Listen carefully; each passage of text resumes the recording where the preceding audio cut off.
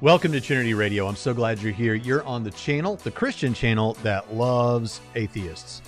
And today we're going to be interacting with a video made by James Fodor, who is responding to us at Trinity Radio as it relates primarily to the kalam, but also a number of other things. So it should be fun, and I hope that you'll stick with us throughout the video. I expect it's going to be a bit lengthy. In this video, they picked a whole bunch of fairly lowball. I mean, some of the questions were okay, some of them are not so good. I picked out some of the more interesting ones, but you know, they're not the best articulated things. They're just YouTube comments. Do you think it's an accident they picked out those and then shoot those down? Maybe that makes better viewing than trying to respond to, you know, Alex Malpass or Oppie, or, you know, even some of my videos. I'm doing something a little bit old school here. I'm just playing the video and commenting as it goes. Typically, I cut the video up into the relevant clips I want to respond to and play those whenever it's time. I'm just going to let this thing play and respond kind of. I found out about this about 2 hours ago. Someone, Digital Gnosis, I think, sent me a link to it through Facebook Messenger. And so I decided, hey, that looks pretty good. It looks like everything he's saying are things I like to talk about. So I thought a little bit about it and grabbed a video of a physicist talking that we'll get to eventually. But other than that, no real preparation. I'm just going to play it. And I thought about things, I guess, the first time I heard it a little bit. But really, this is just kind of off the cuff. We'll see how it goes. And let's just go ahead and begin right now. Hello, everyone. Sorry, apparently when I set up this stream, it sort of created it on YouTube and had people waiting. I didn't realize it worked like that. I thought it would only appear when I actually went live. But anyway, if there's anyone still watching, your patience has been rewarded. So today I'm going to be talking about a video that Braxton just released, you know, from Trinity Radio, my good friend, in which he actually responded to something that I said in one of my recent videos. Although he doesn't mention me by name, as we'll see in a moment, but it's very clearly one of my videos. So this one here is about, hang on, let me make it a bit bigger. The most common YouTube comments on the kalam. So Braxton is punching up as always and focusing on the biggest and most important, most weighty objections to the kalam cosmological argument, scraped from YouTube comments. I think he's yeah, this is one of the snarky comments we get here. There are a number of snarky comments made by our friend James Fodor, but that's okay because Pritchett makes a lot of snarky comments. Generally, I do too. But we do notice him here kind of bemoaning the fact that I'm responding to YouTube commenters rather than someone else. But yeah, the reason I'm responding to YouTube commenters here is because guess what? I happen to be a YouTuber. And as a result, I interact a lot with other people on the platform YouTube. And when people make comments, when a large number of people make comments, it informs me that, hey, this seems to be an issue that the general public the atheists in the general public don't seem to be aware of the response to this. So this would actually be a helpful thing to respond to. Now, I've responded to obscure details in Graham Oppie's book, Arguing About Gods or something. And, you know, those videos for the people that have read that book or are aware of that criticism, I'm sure that's helpful to them in some way. But what's going to be helpful to a large number of people is what a large number of people are basically screaming out to me they need help with, which are mistaken understandings about how apologists use the kalam. So yeah, I'm going to respond to what YouTube commenters say. I happen to be a YouTuber, but let's keep trucking now.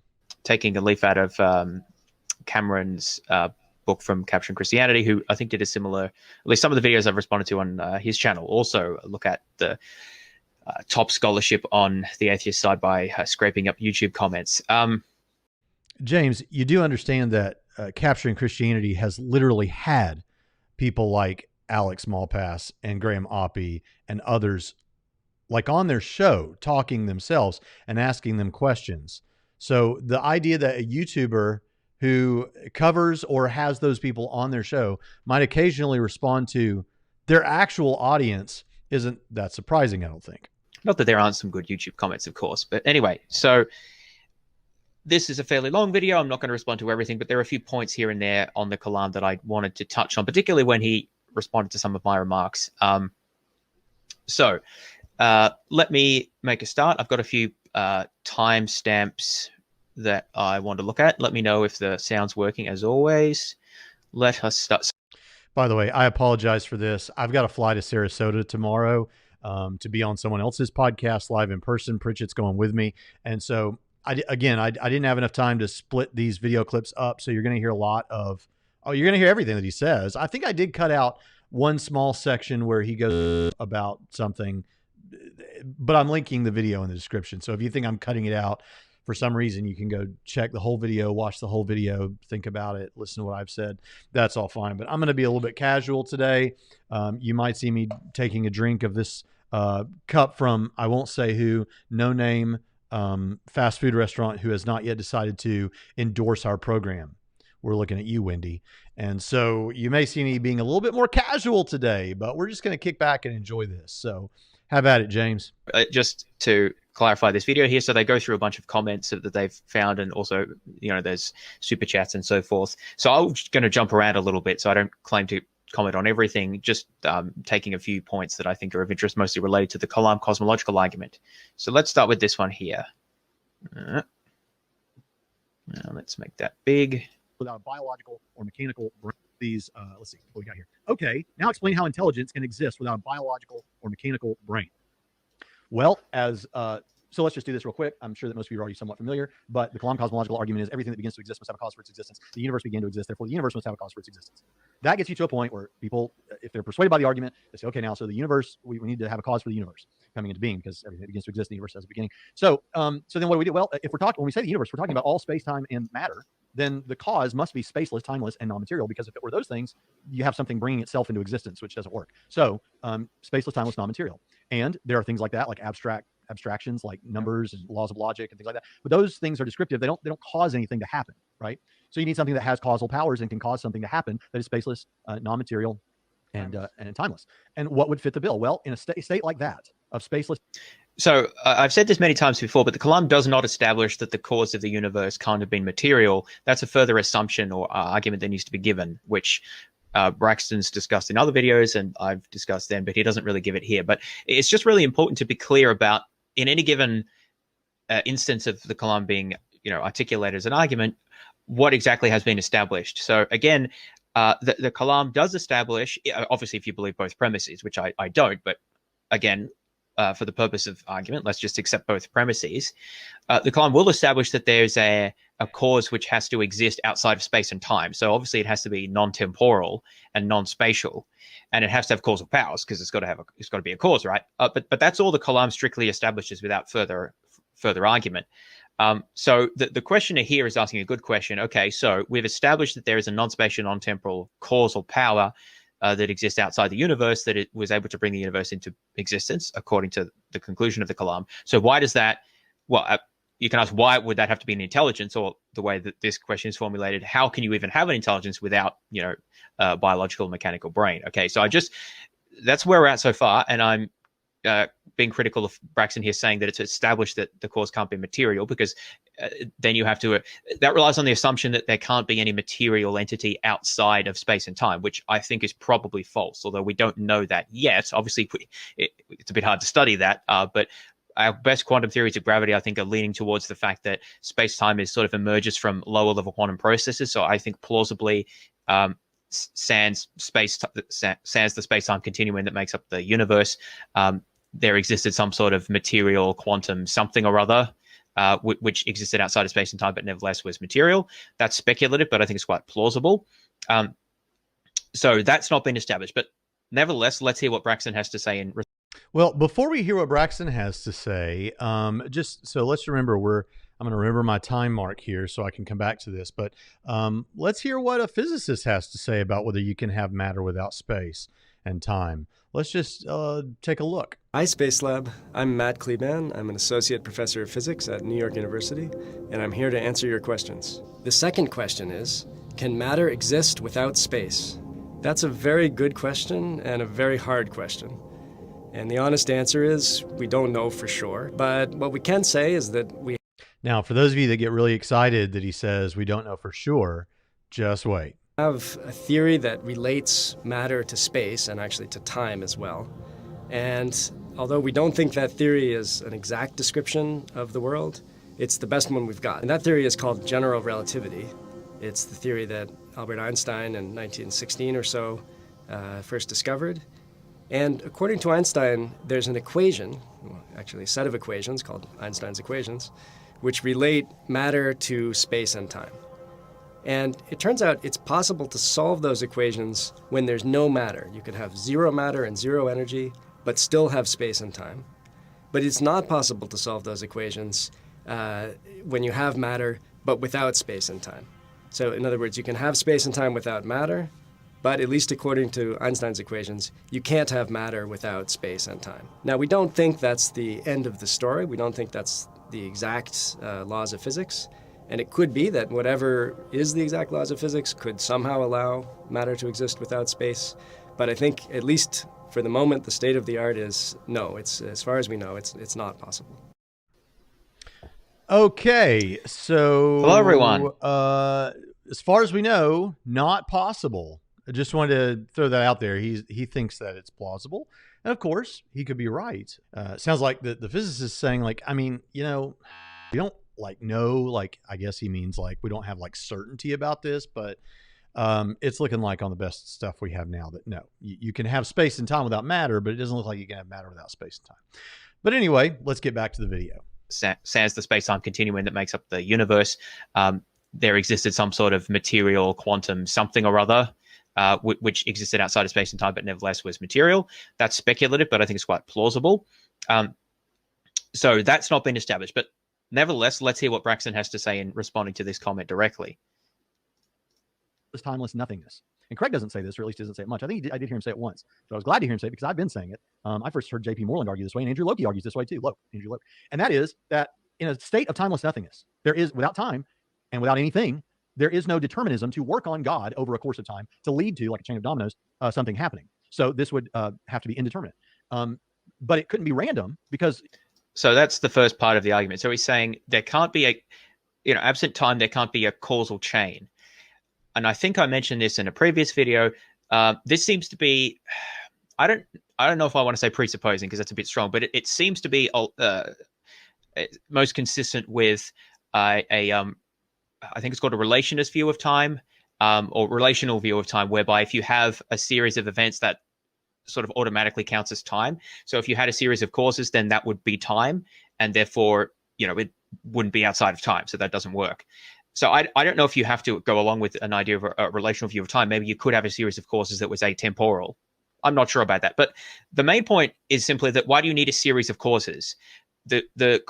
Okay, so he's going to spend some time talking about causes here and why you don't necessarily need to have that. The first cause could just be, boom, cause without a chain.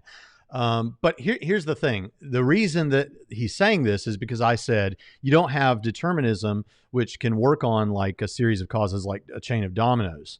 I know that not every YouTuber functions this way, but to the best of my ability, because I know we're talking about issues like this, sometimes I like to make sure I'm terminology isn't enough to explain to the listener necessarily what we're talking about. I know that my mother listens to our show. I know that a lot of people's mothers listen to our, and I know that there are a lot of, teenagers that listen to the show too.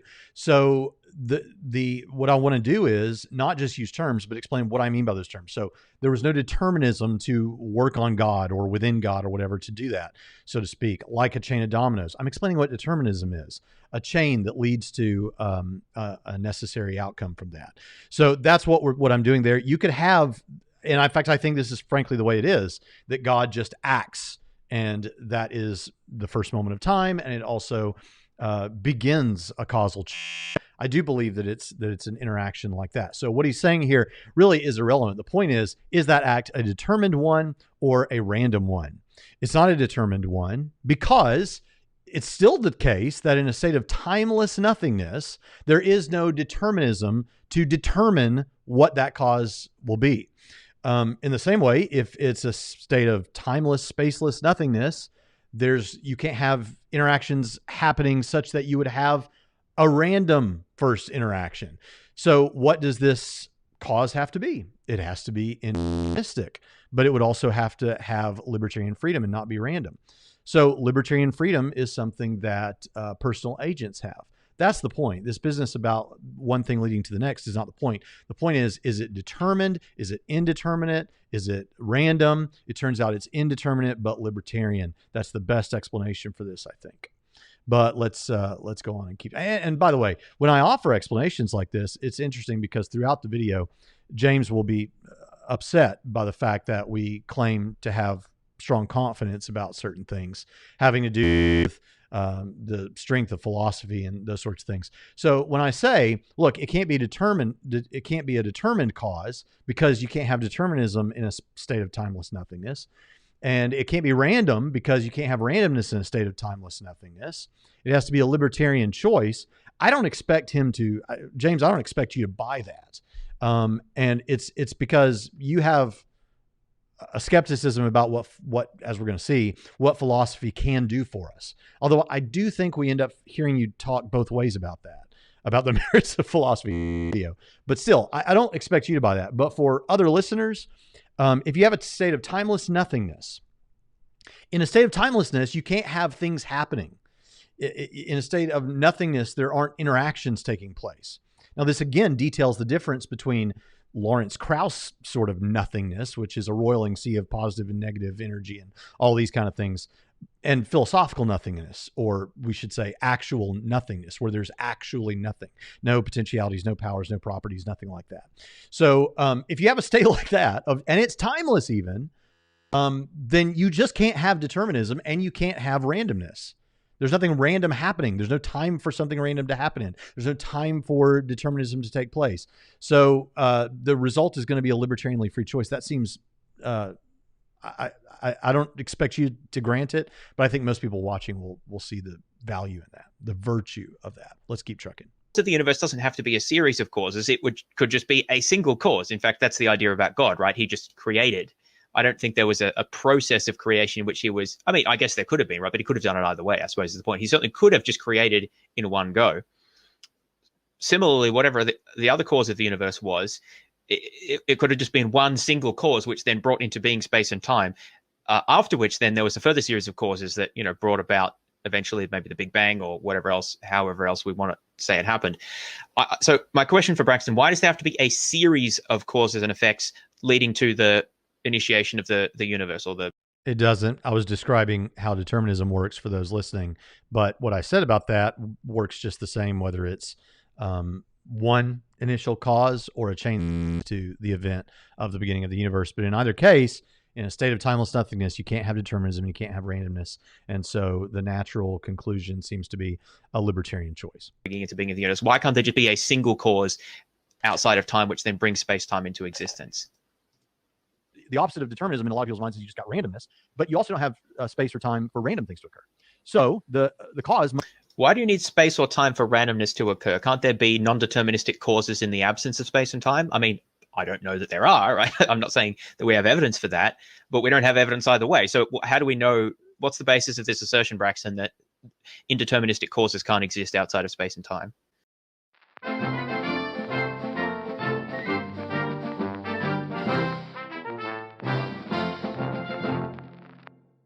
Must have exercised libertarian freedom in bringing the universe into existence. Well, what sort of things have libertarian freedom? Minds do.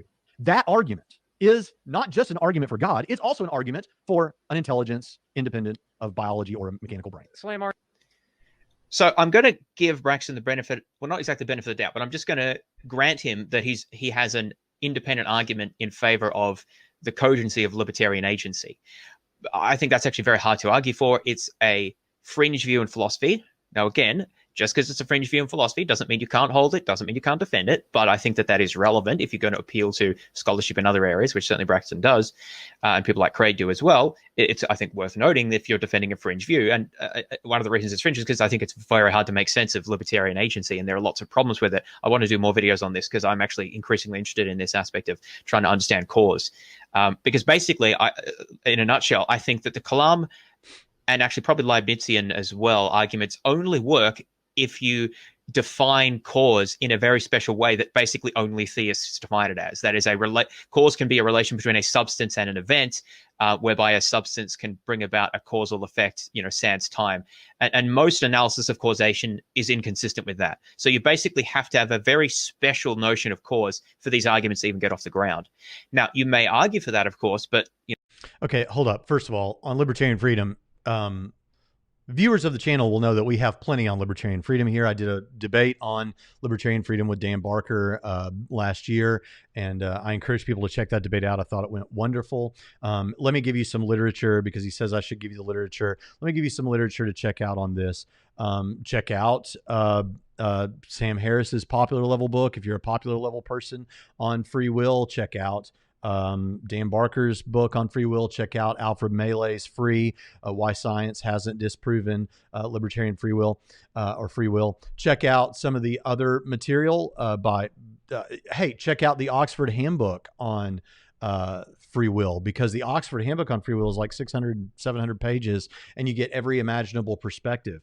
That's a great book to go. And hey, James, Oxford is in the title of that book, so I'm not specifying that it's published by Oxford, but you'll see why that comment is relevant in just a moment. But check out those and read all of those, and then we'll have some stuff to talk about, because there's a lot to talk about on this. And I will agree that among philosophers, and the reason we know this is because there was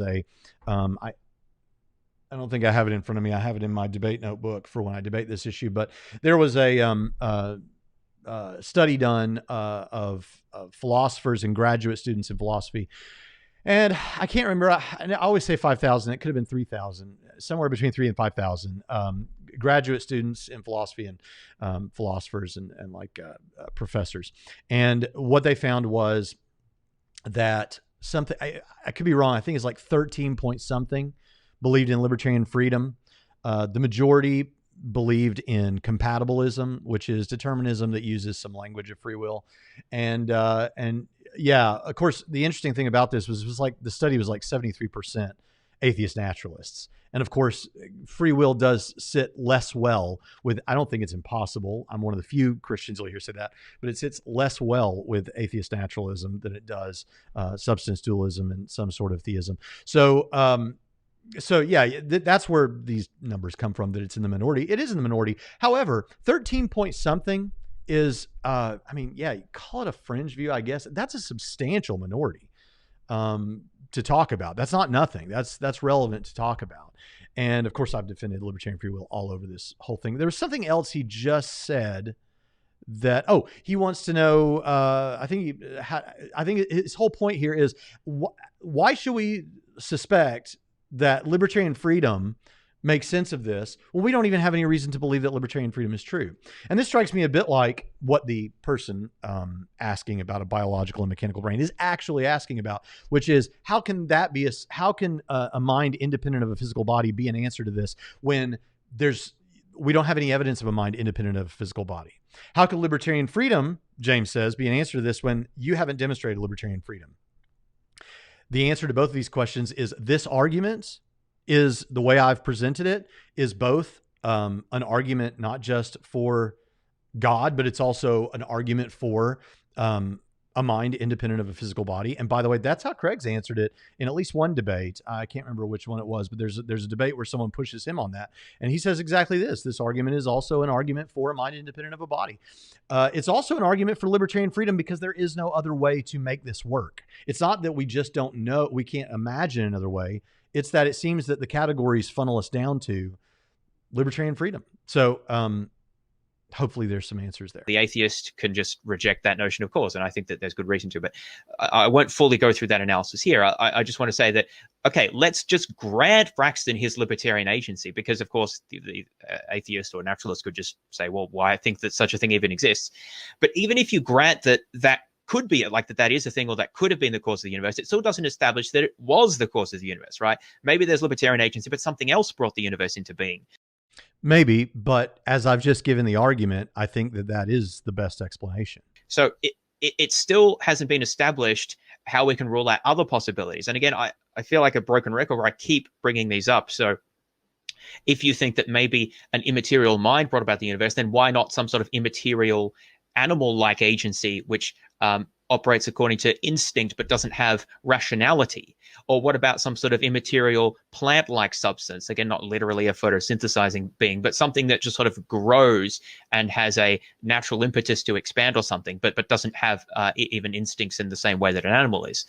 Or there's like the Tao, sort of an immaterial moralist sort of force of nature, but that's beyond the natural world, from Chinese philosophy, or Brahman, which is kind of like a god, but not personal in the same way, usually understood at least from Indian philosophy, or perhaps it's information with causal powers, which people have argued recently. Some people even think that abstract objects can have causal powers. So there's a plethora of options on the table here that are at least possible. Okay, what were the options that he laid out? Something that has, okay, he laid out some of the Eastern ideas, Brahman and things like that, that are impersonal. But then he mentions some kind of an animalistic thing, and he's careful to say, I don't mean like, or plant-based, but he must not mean plant-based. He means something that it's, I guess he's saying that it's consciousness or whatever isn't like a person, it's more instinct. So there's something that in a spaceless, timeless state is personal, but not too personal. And maybe personal isn't even the right word, but just has sort of an impulse or an inclination, an instinct to cause the universe to come into existence. Well, that doesn't sound like atheism. That doesn't sound like naturalism. That doesn't sound like really doesn't sound like, it sounds like some kind of theism, right? I mean, you even mentioned some other things. So line those up, argue for those. I'm interested. Lay them out. Answer them. Of course, now remember, this isn't part of the kalam, but then you're going to also need to explain how those forces also account for the fine-tuning of the universe and other things that really do seem like they need a personal and intelligent mind. Even with just what you've got, some sort of animal plant cause, you're going to need something that is able to cause the universe in such a way that it's successful, I guess, or it can allow for continued existence or something. I mean, basically, I'm not getting something real detailed here. I'm aware that these categories exist, but I'd like to hear some sort of an argument. Basically, I've just heard of a list of other things people have said about God or the creator or whatever. Well, argue for those. I'd like to hear what you have to say about those. I'd like to hear you defend this animal God or this plant God. Not that you actually think it's an animal or a plant, but this instinct-driven God. I'd really like to hear that. Let's hear that defense. Metaphysically possible, I mean, not, that we have evidence for them. How have all of these been rejected? How do we know that it's not something we haven't even thought of yet, which, given that we're talking about the cause of space and time, doesn't seem that unlikely that we... It seems like it needs to be a personal creator. That's why, because it seems like it needs to have libertarian freedom. We might have missed a few things. So even if you think libertarian... And when I say seems like, I'm being generous. I'm saying that seems to be the best explanation. Agency can be a thing. How have we established that it was the cause in this particular case? Because you can't because it's in a spaceless, timeless state, determinism doesn't work and randomness doesn't work. And so you're left with libertarian freedom. This is why I usually clip things out, is because I just end up saying the same thing over and over again. Can you deal with the someone's trolling in the comments? So. Okay. Thank you for pointing that out to Slay Warren. Yeah. All right. So let's look at another one. And Jonathan, you can take it. That wasn't you, Nathan, trolling, was it? Surely not. That was a flat earther, frankly, if you want. I can't speak for all atheists, but this specific atheist don't like the kalam cosmological tap dance because premise 1 is wrong due to quantum physics. We don't know if premise 2 is right or wrong. Conclusion leads to a cause, not a God, which due to premise 1 is wrong. Just want to point something out real quick, James, that I think is kind of funny. You seem like a nice guy, but I have to point things like this out. So you chide us at some point in this video for really picking the cream of the crop, right? By responding to YouTube comments, right? You think that that's not responding to the best stuff. And I agree, it's not. Of course, that's not what I was trying to do.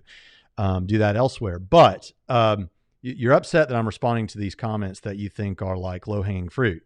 But then in many cases, you're defending the comments or aspects of the comments. And at the very least, even if you don't think you're doing that, you're responding to me responding to those comments. So I guess in a roundabout way, that's a compliment. Thank you for thinking that multiple videos devoted to Trinity Radio is not attacking low-hanging fruit. You leap to conclude your intelligence God is the cause without any argument. Except that the kalam is an argument. What do you mean? Quantum mechanics, there needs to be the quantum mechanics fallacy. Because quantum mechanics, everything that you think is absolutely wrong because quantum mechanics. No, I'm not falling for that. What specifically about Pritchett cab. He's got his own cab. So I find that hilarious. Also, isn't that like a CD case where he's got those books on it? I don't know. I've just not seen a bookcase like that before. No, that's a bookcase. You can get it on Amazon. Lots of people ask me where to get it. You can get it on Amazon. It's a bookcase. That's he thought it was funny we have a Pritchett cam, and it's meant to be funny. But we'll see what he thinks about us as individuals more as we move on. quantum mechanics has decided that no one should use the first premise of the cosmological argument. There's so much hand waving about quantum mechanics that that doesn't say anything. So until you tell me why. Well, I'll do. I mean, it's not wrong. There's a lot of hand waving about quantum mechanics. I wonder who does more of that. Is it the atheists or the theists? I guess I'll leave. Probably both. Whenever I defend libertarian freedom and I use an argument that involves Robert Kane and what's the guy's first name? Hammeroff, and then Roger Penrose, and we're talking about quantum microtubules, and perhaps our brain is something like a quantum computer, and the amplification of quantum events to the macro level of our choices, and all those kind of things that come up again in the Oxford Handbook on Libertarian Freedom, or on freedom, free will, I guess it's called. There's a lot of hand waving by the atheists in that regard. There's a lot of hand waving by Christians, more than I think there should be when it comes to this particular issue. So I think it happens on both sides. Up to you to work out. Them some help here. What they're trying to say, or what they've heard some other atheists say, is that quantum events, like the collapse of the waveform into a location, seems to happen without a cause. This particle comes to exist without a cause, or from nowhere. Here's the thing. Quantum indeterminacy is bizarre. I read several journal articles and a book on it last year called The Quantum Enigma. That thing is fantastic, from Oxford University Press. See, this is an example of what I mean by... why does he say it's from Oxford University Press? It's from Oxford University Press. Is that just a little detail? I mean, maybe he gave it to help us look it up, I suppose, but he could have given us the author. I mean, you can find things by the title, right? I think he said Oxford University Press because that's prestigious, right? And he wants us to know that he's quoting prestigious authors. This is what I mean before.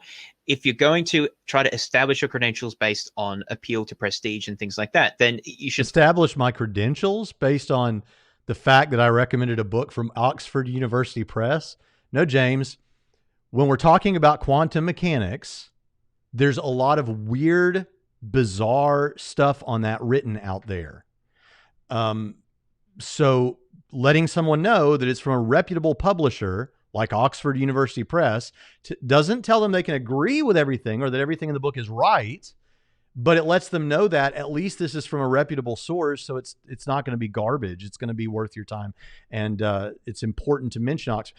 Also, viewers of the channel know that I recommend often Oxford published books because often they are very mind-blowing. And my mind has been changed by many of them. There's obviously Mike Licona's book on The Resurrection of Jesus, A New Historiographical Approach. No, that one's not from Oxford University Press. I think that's Zondervan or something, maybe IVP. But the book on the Gospels that he wrote, Why Are There Differences in the Gospels? That's Oxford University Press. Also, the Oxford Handbook on the Oxford Handbook on the Philosophy of Consciousness cost me $90 just for the ebook, but it's fantastic. That's Oxford University Press. Obviously the free will one that I mentioned a moment ago. There's another one that I really enjoyed. I've got one here. It's actually holding up my camera, but it's a Oxford Press book on sound and how sound indicates the existence of God. But the one I'm thinking of, come on. The Jesus and the Eyewitnesses. Yeah. By Richard Bauckham. That's fantastic. Oxford University Press.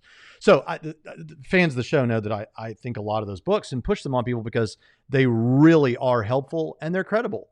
So it's just interesting to me with the atheist individuals that make responses to me, like, why is that something to pick out that I mentioned the publisher of the book? I don't know. Like, what does that have to do? Obviously, it has something to do with what I'm saying. I'm trying to tell people about a weird issue. Here's a credible source. How do you know it's credible? Oxford University Press.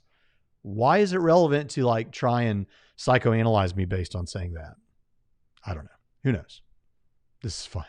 So try to be even-handed about this and say when it goes the other way, when most scholars disagree with you. Quantum Enigma makes arguments about quantum consciousness and other stuff. I mean, I haven't read it myself, but I've read some reviews of it, and although there's probably some good stuff. Did you read those reviews of it right before making this video? Maybe not. I don't know. It definitely has some really fringe views, and just because it's Oxford University Press doesn't mean it's right or anything. So it's just, why throw that in there? It just really seems like you're trying to make it more than it really is. Let's just give the argument, not throw in Oxford University Press. Anyway, let's move on. It's amazing, and that was weird to me, folks. I like you, James, I think, but that was just a whole weird segment of this thing.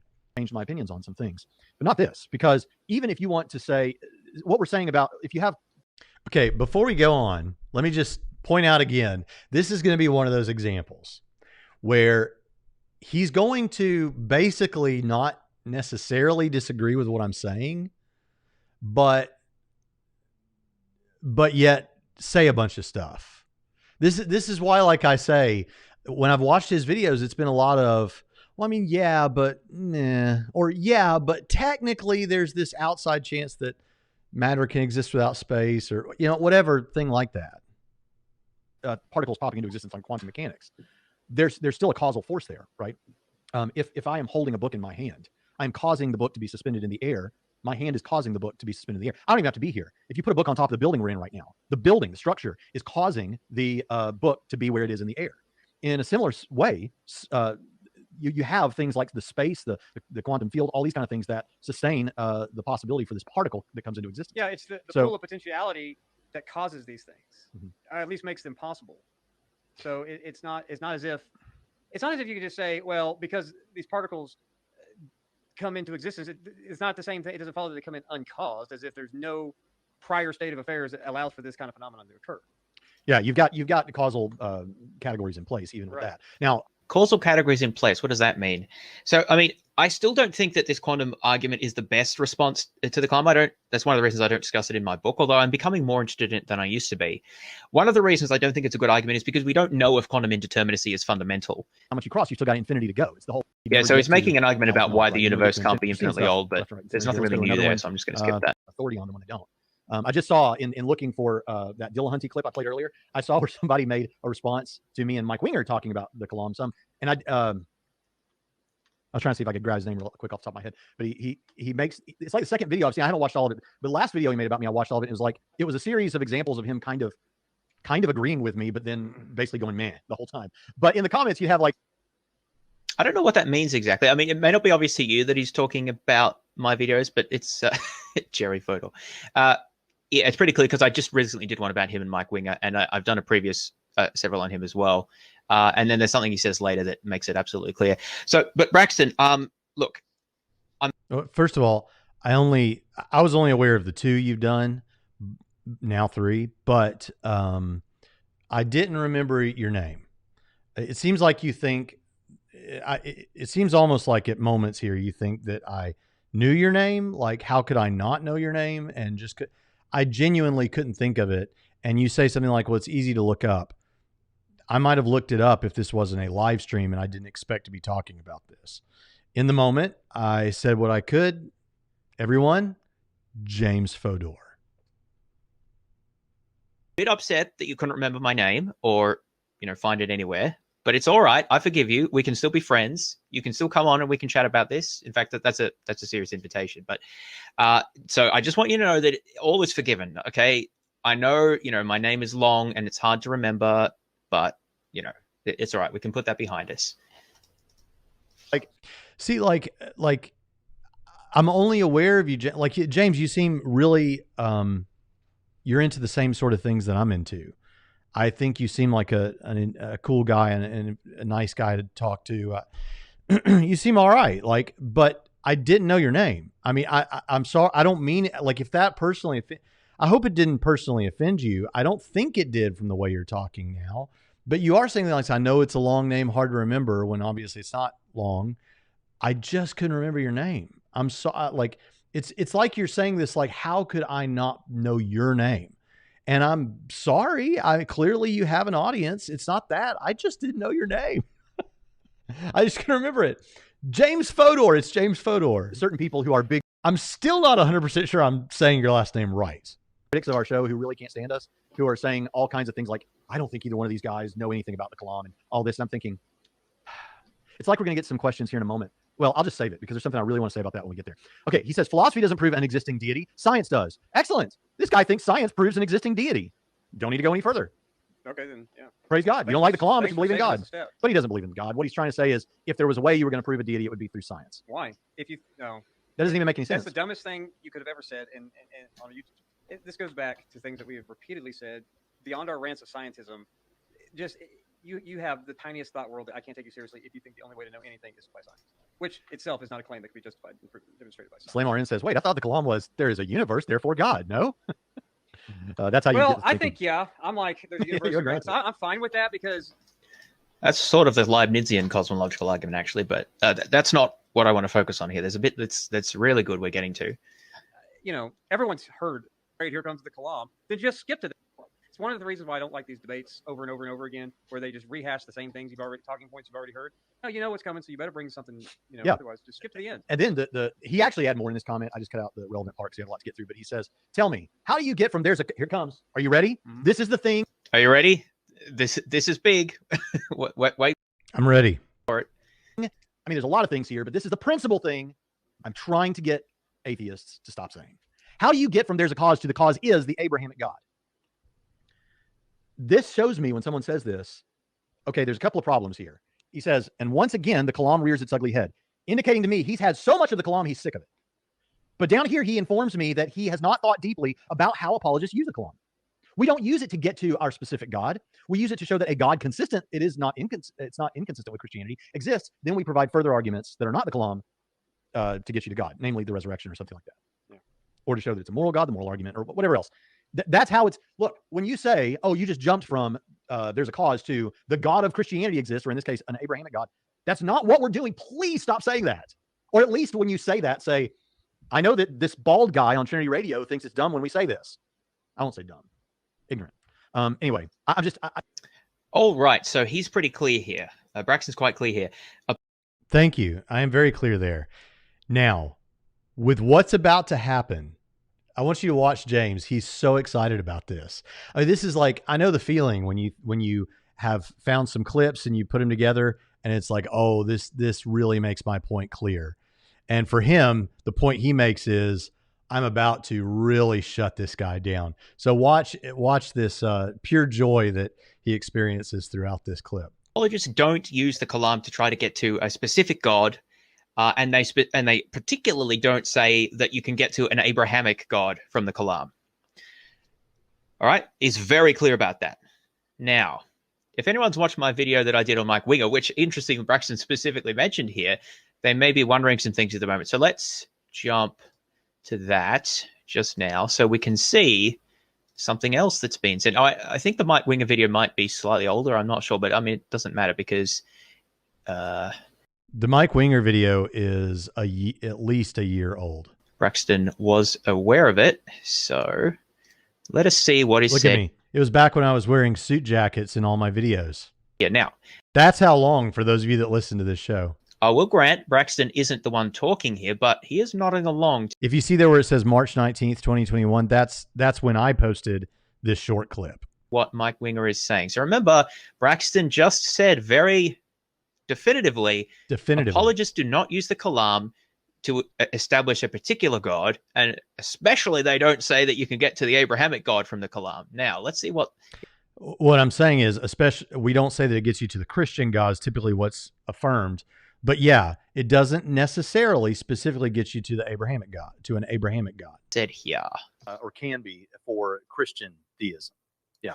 Yeah, and I think that's pretty significant. And we have to realize, too, it doesn't get you... By the way, remember, the whole point of this segment of the Winger clip is to say what I'm saying right now, that he's going to say I'm inconsistent about, right?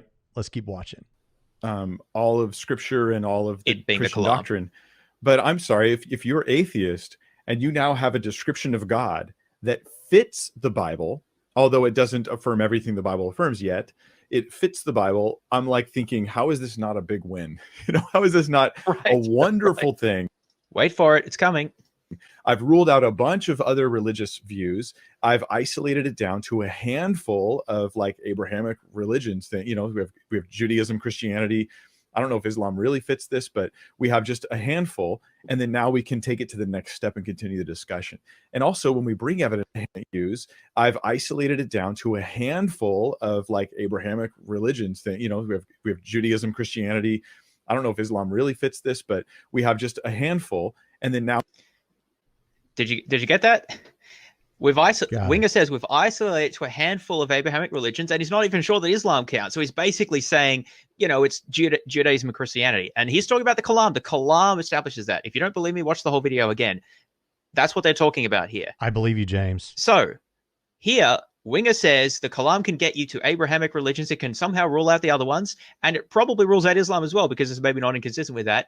Braxton's nodding along, does not disagree at all.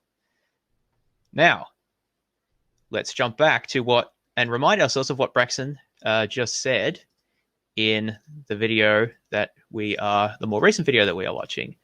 Share audio, yes. Just got to make sure I share the right one.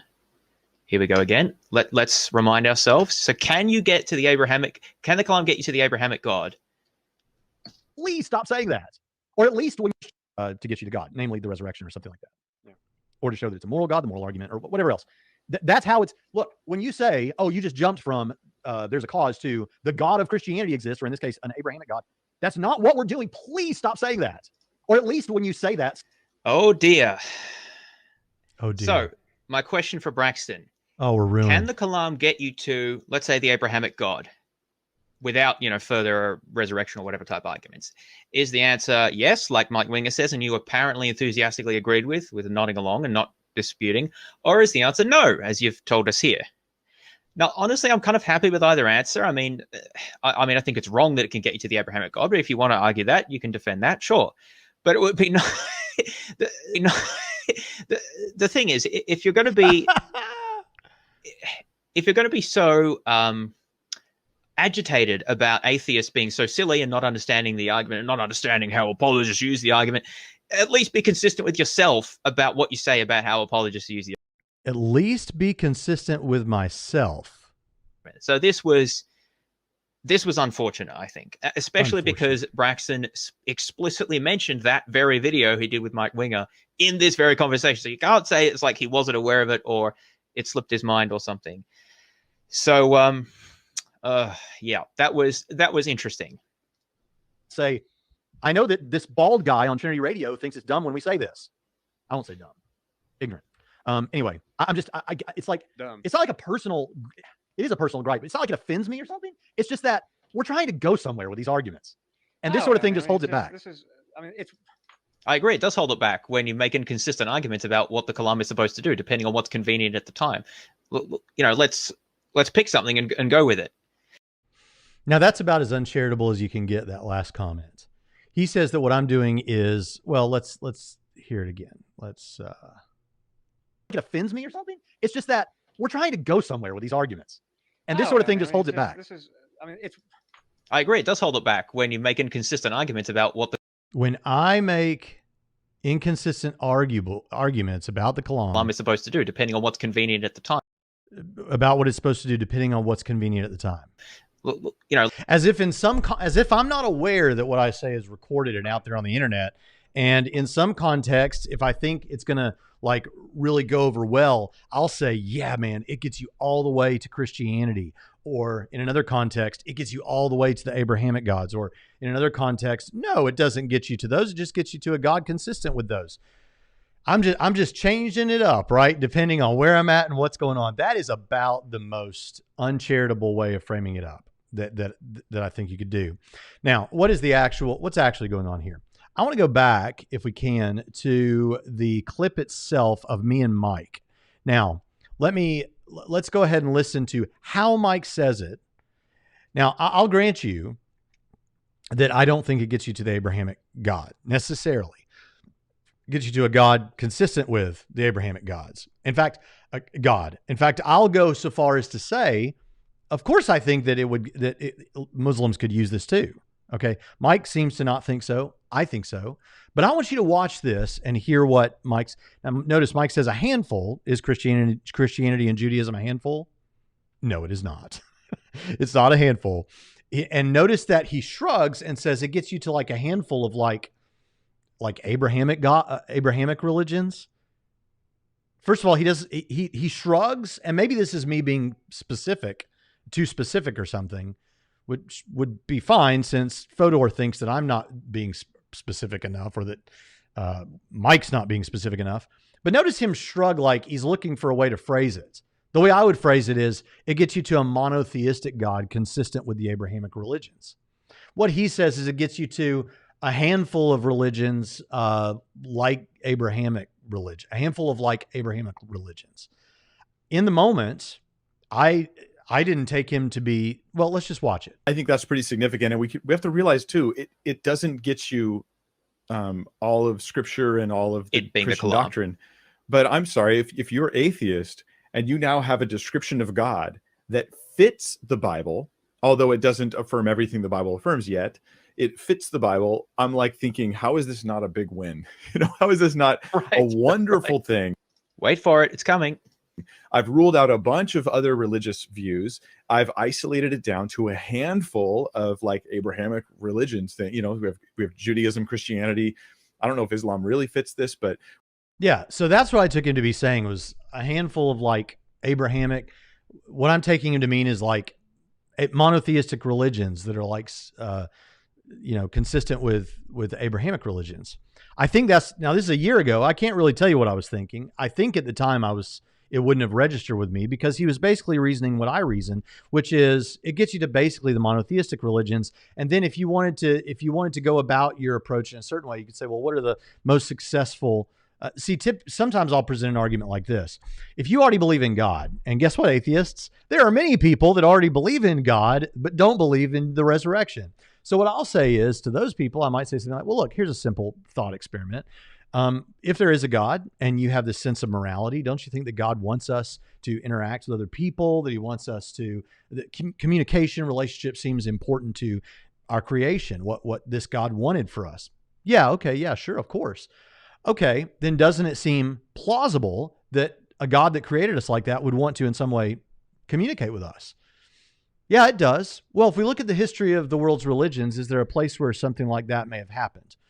And if you rule out anything that's not the monotheistic religions, you look at the three great monotheistic religions right now, and you say, okay, Judaism, Christianity, and Islam. Oh, guess what? There's a guy smack in the middle of all of that who is supposed to be God speaking in human form to people for now and always. And this person, who seems to be the center of human history, who, so far as we know, never wrote anything down, never traveled far from where he lived, and yet Christianity has touched almost the whole world, right? That seems like a simple way of thinking. As a God, he wants relationships. Would he have tried to have a relationship with us? If he did, it seems plausible that he would. If he did, where could we look to find that? Well, if we cull away all of the religions that are not monotheistic religions with something like the kalam or a contingency argument, what you're left with are basically these Abrahamic monotheistic religions, basically, maybe a couple of others, a handful of like Abrahamic religions. And of those, there's a guy smack in the middle who claims to be the guy doing exactly that, and it's blown up all over the world. So that's just a little thought experiment you could do in the conversation with someone. That's not what this video is about. But when I'm thinking that way, when I'm listening to him, I'm like, yeah, okay, a handful of like monotheistic religions or understandings of God, synonymous with the Abrahamic religions. I think I was thinking something like that. That's what I would be thinking now if I heard Mike say that. Now, even if I did take him to be saying something like that, would I have typically said something like, but just to be clear, it doesn't necessarily get you all the way to necessarily an Abrahamic God or something like that? Yeah, I think I would have said that. Let me tell you something. This was the first time I was alone on a channel as big as Mike Winger's, and I was a little bit nervous. I'm just being honest with you. And so it's very possible that when I'm nodding and smiling and looking at the chat and smiling, I'm thinking as much about what I'm going to say next as I am what the host of the show is saying right now. Just being honest with you. But let me make it abundantly clear to you. I don't change what I say the kalam gets you based on where I am and what I'm talking about. So let's take this at level 1 and level 2. At level 1, does the claim that I am inconsistent with how I speak about the kalam given my circumstances? No, it is not. That is simply false on the evidence that Fodor gives us. Now you could say, well, yeah, but you're sitting there smiling. Again, I didn't take him to be saying what James thinks he's saying, and James may be right, but I didn't take him to be saying that. If I was really scrutinizing his words, I might have clarified something along those lines. But I'm thinking I'm on Mike Winger's show. What's the next thing I'm going to be responding to? But let me make it clear here for always and forever. I don't think the kalam gets you all the way to Christianity. I don't think it gets you to the Abrahamic religions. I'm not being wishy-washy based on where I am and what I'm saying. If Mike thinks that, then Mike's wrong. And I don't think that Mike's wrong. I don't think he meant that. But if he did, then yeah, we disagree. Okay. I still think it's super annoying when atheists claim that we make a broad leap from the kalam to Abrahamic gods or the Christian gods, because guess what Mike Winger is even going to do?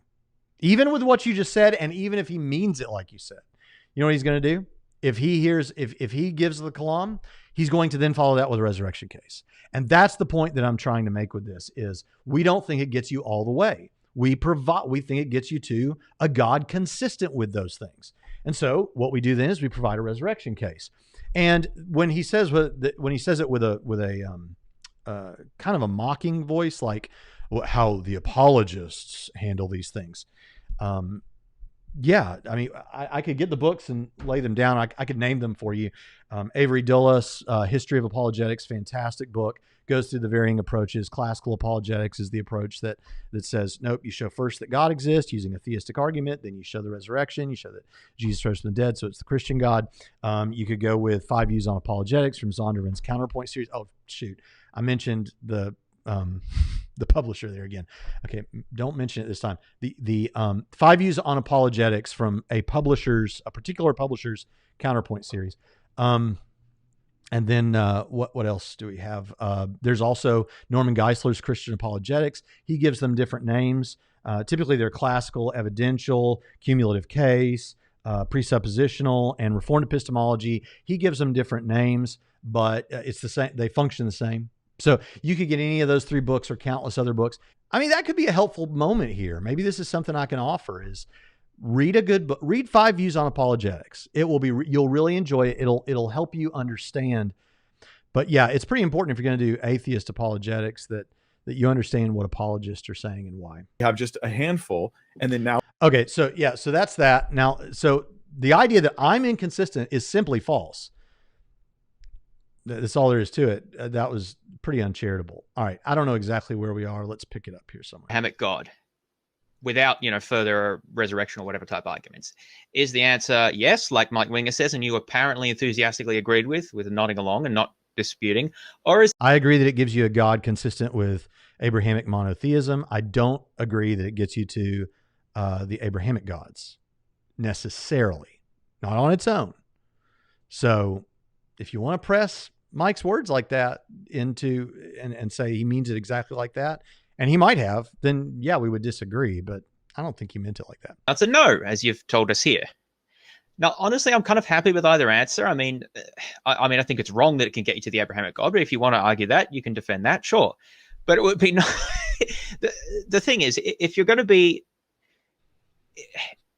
so agitated about atheists being so silly and not understanding the argument and not understanding how apologists use the argument.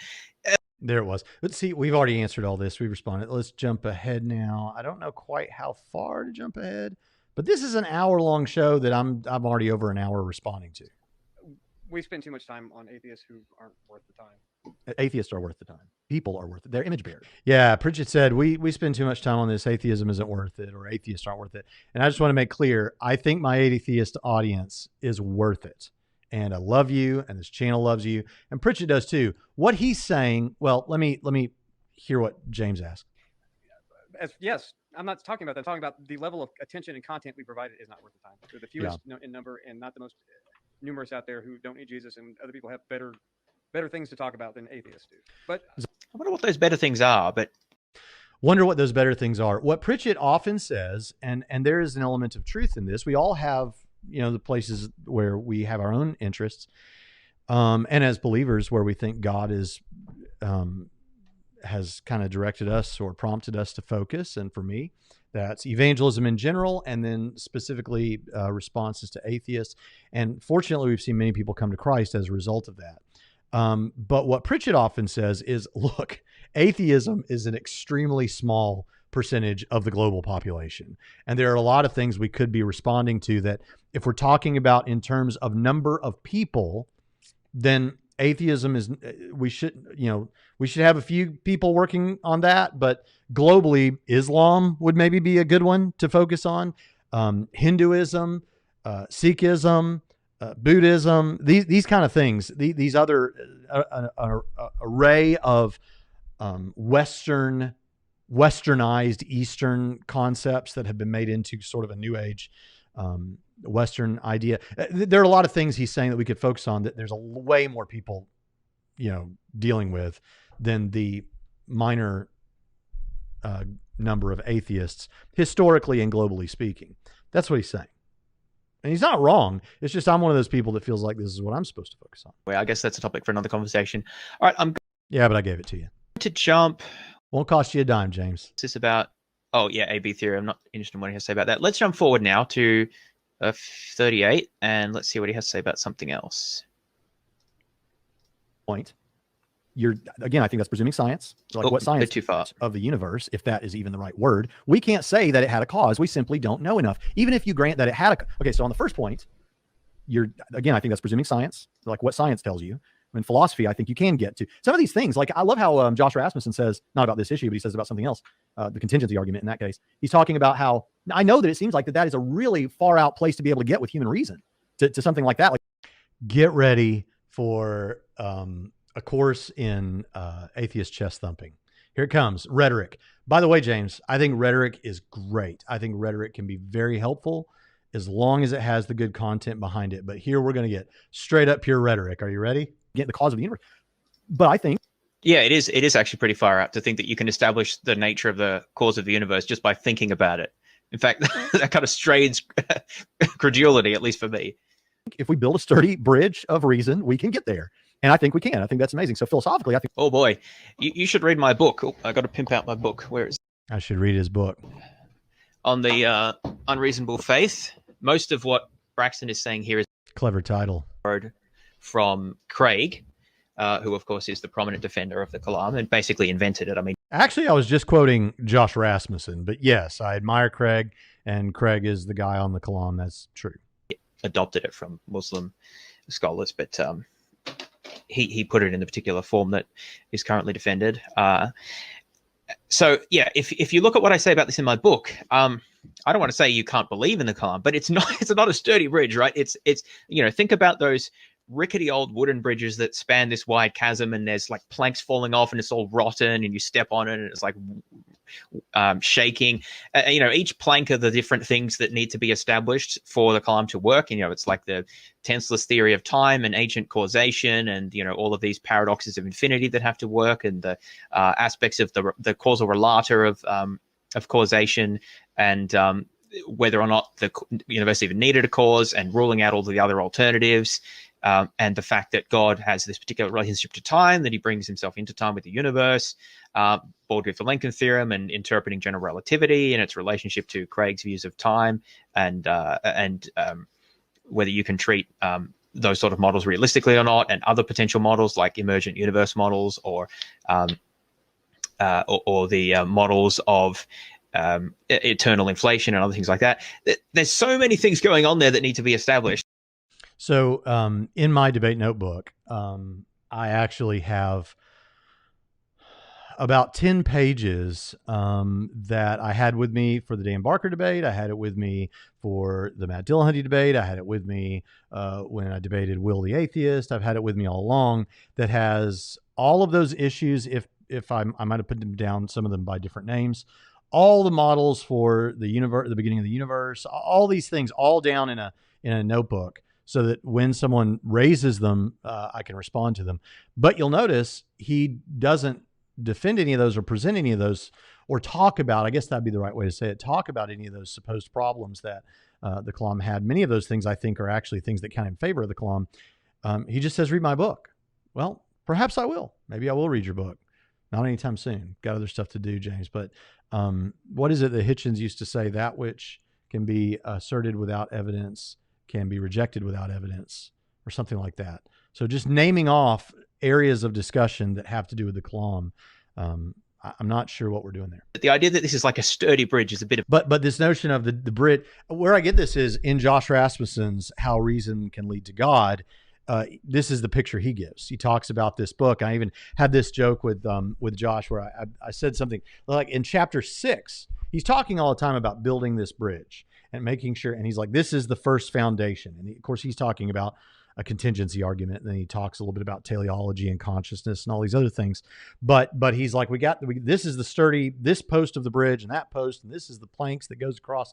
And it really does a good job of, at each step, presenting you with reasons to believe that X, Y, and Z is true that seem like almost impossible to deny, making for a really sturdy bridge. And then he comes back and says what I said a moment ago. He's like, no, look, I know that on first blush, like to think you could get that far out with just your reasoning seems, as he said, to strain credulity. However, the fact is, actually, if you look at it and you look at each step along the way, it makes a really strong bridge, frankly. And he even says in chapter 6, he's like, this golden bridge, this bridge made of gold. And I put on there's a group that he and I and some other people are in. I was like, I feel like I've been lied to the whole time. I get to chapter 6 and only now do I realize that this bridge is made of gold. And he put, see, just like God, it's even better than you thought. But that's a whole thing. That's an image that he gives. And yeah, I think that each step, though, Rasmussen was talking about a contingency argument, and I'm talking about the Kalam. I think that, yeah, each step is solid enough, if it's defended properly, that we can actually get out there to what this cause must be like. Now, the fact that you want to wave your hands at that and just describe it as actually a rotten bridge without telling me why, that falls apart when you walk across it, that's the atheist chest thumping. I mean, maybe you have the content to back that up in your book, but I didn't hear it right here. Joke to me. I think the Kalam is an interesting philosophical argument because it raises so many questions, but a terrible piece of natural theology for precisely the same reason. I think we can get there. The fact that scientists, not all of them agree, that's okay, fine. I don't know what plumbers think about it either. We simply don't know enough. Even if you granted that it had a cause, you don't know that it was. Do we seriously think that plumbers and, say, cosmologists are equally well qualified to comment about the origins and course of the universe? What did I say there? I said that the best defenses of this thing, the way that I think it's best defended, is through the philosophical arguments. And I said elsewhere in the video, not all physicists or cosmologists, and I said some of them are, but not all of them are equipped. They're ill-equipped to deal with some of these philosophical questions that can get us back that far, or to that point, I guess I should say. And so, yeah, there's a little bit of rhetoric here. I don't know what plumbers think about it either. That's obviously hyperbolic rhetoric. I rarely do it, but sometimes in the Friday live stream, I go there. But the point is still a valuable one, which is to say, let's not be like new atheists who say, well, if science can't, it's really science that should be able to tell us about these things. And the things that they don't speak to are the things that we're not really qualified to talk about. Well, I'm sorry. I think that the philosophical defenses of the Kalam are extremely powerful. And so you would need to deal with those things. And I don't know that the physicists are, I don't know that most physicists are, I think they're ill-equipped to deal with those philosophical responses, such that asking a scientist what he thinks about these philosophical matters is maybe not exactly like asking your average plumber, but I don't know what you got against plumbers, James. I think plumbers are great. And maybe there's some really thoughtful plumbers who would have some ideas that I would put on the level of some of these non-philosophically minded scientists. The idea is this idea that the scientists are the lab coat priesthood of our day. And if they can't talk about something, then maybe they're the ones who can really talk about something on an expert level. No, I'm sorry. I think philosophically we can get pretty far. Seems to be what Braxton was implying here. I have a book here. Now, where did I put it? Here we go. Principles of Physical Cosmology. Now, this isn't even a particularly new book, but it is still a very good one by Peoples here. Now, this is not just about the cause of the universe, obviously. This book outlines a summary of general relativity and talks about the development of cosmological models leading up to the Big Bang. Okay, great. All right, let's move on a little bit. I don't feel too bad about this because he did the same thing to me. Specifically, don't have to know that it's my God on the basis of the kalam. I've got other arguments to establish who this God is, like the resurrection argument. Even if you grant that, what was this God's cause? Already answered multiple times in this episode. I don't understand why that is so difficult to understand, why some of these are gaping holes in the logic here. Well, maybe now you know. I don't know. I don't know if everything exists had a cause. Even if I was to grant you, I don't know that either. One, I know that everything that began to exist yes, does. That's right. How do we know that everything that begins to exist has a cause? I mean, we just talked about the potential quantum exceptions to that, but I mean, it's just this arrogation of, well, it seems to me that that causes are a thing, so I'll just sort of assume that applies to every place in the entire universe throughout all history of time. I mean, how arrogant do you have to be to just assume that the way we perceive things is true always and everywhere as a general, well, not as a general, a universal principle? I think in this video that he's responding to, I actually said this,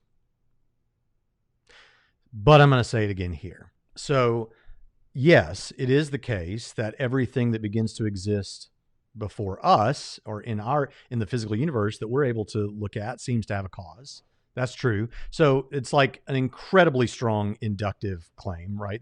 That we have 100% of our experience seems to confirm this, and 0% of our experience disconfirms it. So that's some nice gravy to pour on there. It's not like we're just pulling this out of nowhere, right? Like there is some good reason to come to a conclusion like this. But that's actually not why we believe this, right? Actually, the reality is, and this is what I think I've said in this video, I've certainly said it a lot, and I've said it a lot lately, is that we're really trying to talk about the universe coming into existence, right? So let's just get straight to that and skip all this other stuff. The universe coming into existence from nothing, okay? If we're talking about nothing, not the Lawrence Krauss nothing, not the Stephen Hawking nothing, but nothing, like not anything, right? Not a roiling sea of positive and negative energy, not anything. Oh, by the way, how do we know it can't be a roiling sea of positive and negative energy? Remember how I said a while ago that he didn't really deal with the past infinite regress thing? Well, I do think there are major problems for past infinite universe, such that I think it doesn't work. And so I don't think a past infinite field of positive and negative energy or some kind of past infinite quantum field, I don't think that, I don't buy it. I don't think that works. And so, in order, and I'm happy to defend that notion and have all over YouTube and in debate. So with that said, since I don't think you have this past infinite chain, then, well, what were we even talking about? I just don't understand how you get to that place. I mean, so the universe so it's not a roiling sea of positive and negative energy. It's not that nothing that isn't nothing. It's actual nothing, like not anything, right? And in a state of not anything, that's just the way I'm going to say it because apparently I have to. In a state of not anything, you can't have something begin to exist, because if this state of not anything has potentialities, properties, possibilities, powers, any of those things that would, then you're not talking about nothing. You're not talking about not anything. You're talking about something. If it has properties, it's not nothing. If it has powers, it's not nothing. If it has potentialities, it's not nothing.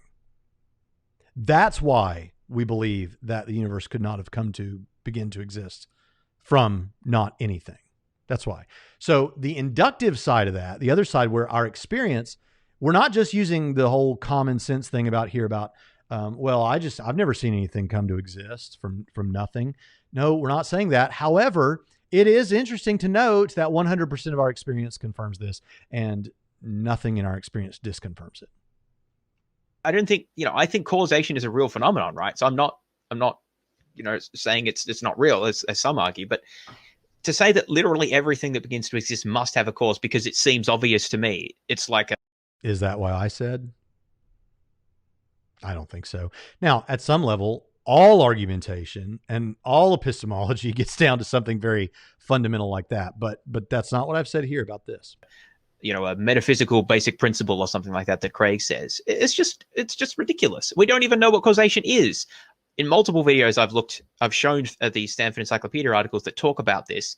There's widespread dispute about the nature of causation, models of causation, the causal relator, the metaphysics of causation. It's disputed, it's complicated. But then Pritchard's just like, yeah, I know that everything seems to have a cause, that had a cause. Yep. That's just, I know that. Well, the great thing about that, James, is you just need to present a defeater and defend it. Like, give us an example of another, like, I understand that you may or may not be one of those atheists who says, hey, I'm not saying God doesn't exist. Maybe you are one that says God doesn't exist. But you may be one of those people that says, I'm not saying God doesn't exist. I'm just saying I remain unconvinced, or I lack belief, or something like that. And if that's the case, then you may think, well, I don't have any kind of burden of proof to argue for an alternative hypothesis for the beginning of the universe.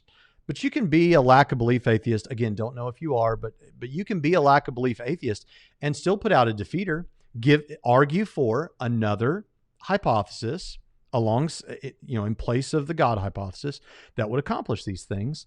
And we love to see that, because I think it's going to have major problems. Where's the skepticism? Like, where's the critical, I'm not sure, like, what's the evidence for that? There's just none of that here. And that I find really frustrating, because that's important value to me. I'm sorry you're frustrated, James. The thing with how we look at this, I think a certain amount of skepticism is valuable, but you can use, I don't think you do this, James. I don't know you. Actually, I don't know you well enough to know if you do this, but from the things I've just seen, the little bit I've seen, I don't think you're this kind of person. But once you accept skepticism as a principle, you can end up tailoring what you're skeptical about. Like, you almost get to, and you may not even realize you're doing this, subjectively decide what to be more skeptical about than something else, right? So to give you a classic example I use all the time, Matt Dillahunty says he doesn't believe we can have Cartesian certainty, and I agree with him about that. But then he says he wants a demonstration that a God exists. So apologists will come and lay out a bunch of stuff, and then he'll say, yeah, but I don't think that's a demonstration. So, okay, well, then what would we have to give you that you think would count as a demonstration? Well, I don't know, but if there's a God, he would know. Well, if you're not specifying for us a benchmark of what would count as evidence or would count as a demonstration, but you're saying you're crediting your skepticism with this whole thing, and we can't get you Cartesian certainty, then no matter what we can give you, you can just say, yeah, but where's the skepticism, man? I don't know about that. That I'm too skeptical for that. I don't accept that. That doesn't convince me. That's why we often hear him and the people that follow him say, I don't know is the best answer to these things. Because you can say, I don't know. You can use your skepticism about any number of things. The thing about this being a solid bridge, it's kind of like the whole idea that this is a bus that is taking you somewhere. The reasoning is taking you somewhere, and you don't just to get off whenever you want to. This bus is going somewhere, and we need to be, and I'm not saying you're not, James, because I get that you actually don't believe this, but I think you have to be epistemically and intellectually honest about, if I don't have to get off the bus here with at the I don't know corner, and it actually does look like it goes further, then we go further, and it happens to be a sturdy bridge. That's just the way. But when it comes to skepticism as a virtue, as I think you're going to say in just a few moments, the problem is you got to be real careful how you handle that skepticism, because what you can end up doing is believing whatever you want to believe because you subjectively utilized the limits of your skepticism the way that you wanted to. Last thing I would say, sometimes things are as they seem. And when we're talking about the plausibility of an argument, we need to take that seriously. I loved the T-Jump versus Trent Doherty discussion where T-Jump says something like, things aren't always as they seem. And Trent Doherty's like, right, they're not always as they seem, but most of the time they are. there's a healthy amount of that needs to be involved in this. It's like there needs to be a balance. The Christians are not saying we don't need to have skepticism. We're saying we need to be very cautious how we use it, and be self-conscious about how we might be using it subjectively to end us at our own desired beliefs. An intellectual virtue of critical skepticism. He messed up premise one again, like your church caught. Even if I was to grant you premise one, that they did, that still doesn't get you to God. Just because something may have a cause doesn't mean that God or an intelligence is the only answer to the question of what is the cause. So we've laid that out. Here's something the other guy that did the response to me. So that's me. I'm the other guy. And that's very clear from what he's about to say here. About the kalam. This was the part that I saw. He says, he had me talking to Winger about how other things that have been posited that are spaceless, timeless, non-material, and all that. And Winger said maybe a teapot, Well, Dillahunty has said before. Oh, this is great. What we're about to see is beautiful. Universe creating pixies. And so I mentioned that. Winger then says, well, hold on a second. Pixies are like physical and material and in space. And I said, oh, but these are special pixies. And I laughed. And the guy pauses it and he's like, look at them laughing at the idea that pixies could create the universe. And he's like, of course, I don't believe they did either, but they should laugh at their own belief. It's like that. It's only normal to them. It's been normalized to them. That's why it's funny. I'm not laughing at the notion that pixies created the universe. I'm laughing at the idea that once you say they're special pixies because they're spaceless, timeless, non-material, have minds, all these kind of things, you've just described God. You're just describing God and calling God a pixie. In your debate, though, you need to Occam's razor off of you. All right. So this, this wasn't the most profound point that I think I made in that critique. However, I do think it's an important one. So I want to respond to that here. So the pixie point, right? Obviously, I don't think pixies created the universe. But the question is, do we have, absent the resurrection argument or whatever, do we have more reasons to think that the universe was created by an all-powerful, all-knowing, omnibenevolent, triune God? Or even throughout the triune, if that offends you, because it seems to offend Braxton mentioning that. But the omniproperty God. No. What do I say very carefully when I present the kalam? Spaceless, timeless, non-material, sufficiently powerful, exceedingly wise. I will admit that years ago I used omnipotent. I used all the omnis, omniscient, omnipotent. I still don't think I threw in there omnibenevolent, but in recent years I've changed on that and I say spaceless, timeless, non-material, sufficiently powerful, exceedingly wise mind. And I don't talk about it being triune because, as I say in this video, the Trinity is established on other grounds. But it's funny how he treats the Trinity here, what he does with the Trinity, because I think it's fantastic. And I don't know it. I don't want to sound like a jerk, but James, you end up making my point more clear than it already was. Or pixies, obviously, immaterial pixies. So I contend that we have essentially the same reasons. In fact, possibly more reasons on behalf of the pixies because they don't have the omni properties, although I don't want to push. I don't use the omni properties too far, but let's just talk about the pixies. So first of all, are pixies the same as God, which is what he's saying, if they're immaterial pixies? Well, clearly not. Okay, so just so people know, this has happened many times. I often call it the Pixie Parade, that is listing out all the things that people have posited. Maybe it's a super powerful, non-material, spaceless, timeless, personal computer, right? Yeah, you just describe God and call God a computer. Maybe it's a spaceless, timeless, non-material, sufficiently powerful, exceedingly wise, personal cheese sandwich. You just describe God. They do this with a number of things. Even with the flying spaghetti monster, sometimes they'll if you press them, they'll go, okay, fine, a spaceless, timeless, non-material, sufficiently powerful, exceedingly wise spaghetti, whatever, right? Flying spaghetti monster. You're just describing God. But James Fodor puts if there really was a Pixie Parade and we put all these things that are supposed to be different than God, but are just descriptions of God, all in like a Disney parade, the big float at the end that is the most like God of all the things in the Pixie Parade is the one that James Fodor is about to produce for us. Think about this. So for two things to be identical, they have to have all of the same properties. This is Leibniz's law of the indiscernibility of identicals, okay, that apologists usually like to bring up. So let's think about, are there any properties that differentiate immaterial pixies from an immaterial mind? Well, there are many properties. For a start, pixies have wings, as we all know. Now, of course, these are immaterial wings. Perhaps they represent their ability to appear, manifest at different points in space, or something like that. Just like we say that God has some sort of metaphorical hands and so forth, or voice. It talks about this in the Bible. So can we say that pixies have metaphorical wings? That it's not literally a physical wing, but it's an aspect of their identity that's represented in a sort of an immaterial wingness. So, but God doesn't have that. God's never depicted with wings in the Abrahamic traditions, or in generally other ones that I'm familiar with. So there's already a difference there. But no, there's not a difference. Hey, Bible scholars out there. Hey, Sunday school teachers out there. Is God ever depicted as having wings? Ask yourself. I seem to recall Jesus speaking about the history of Israel and saying, you who stoned the prophets, or you who rejected the prophets and stoned those who were sent to her, how often I would have gathered you together under my wings. Now, he might say, well, yeah, but that's like metaphorical wings, which is, again, what he said these pixies have. Not real wings, metaphorical wings, like God might say, I've stretched out my hand, metaphorical hand. So that's not a difference, actually. You're still describing God. Let's go further. That's not all we can say. Pixies are mischievous. We know this. They like to play tricks on people, but God's not mischievous. So that's another difference. Also, depends on what you mean by mischievous.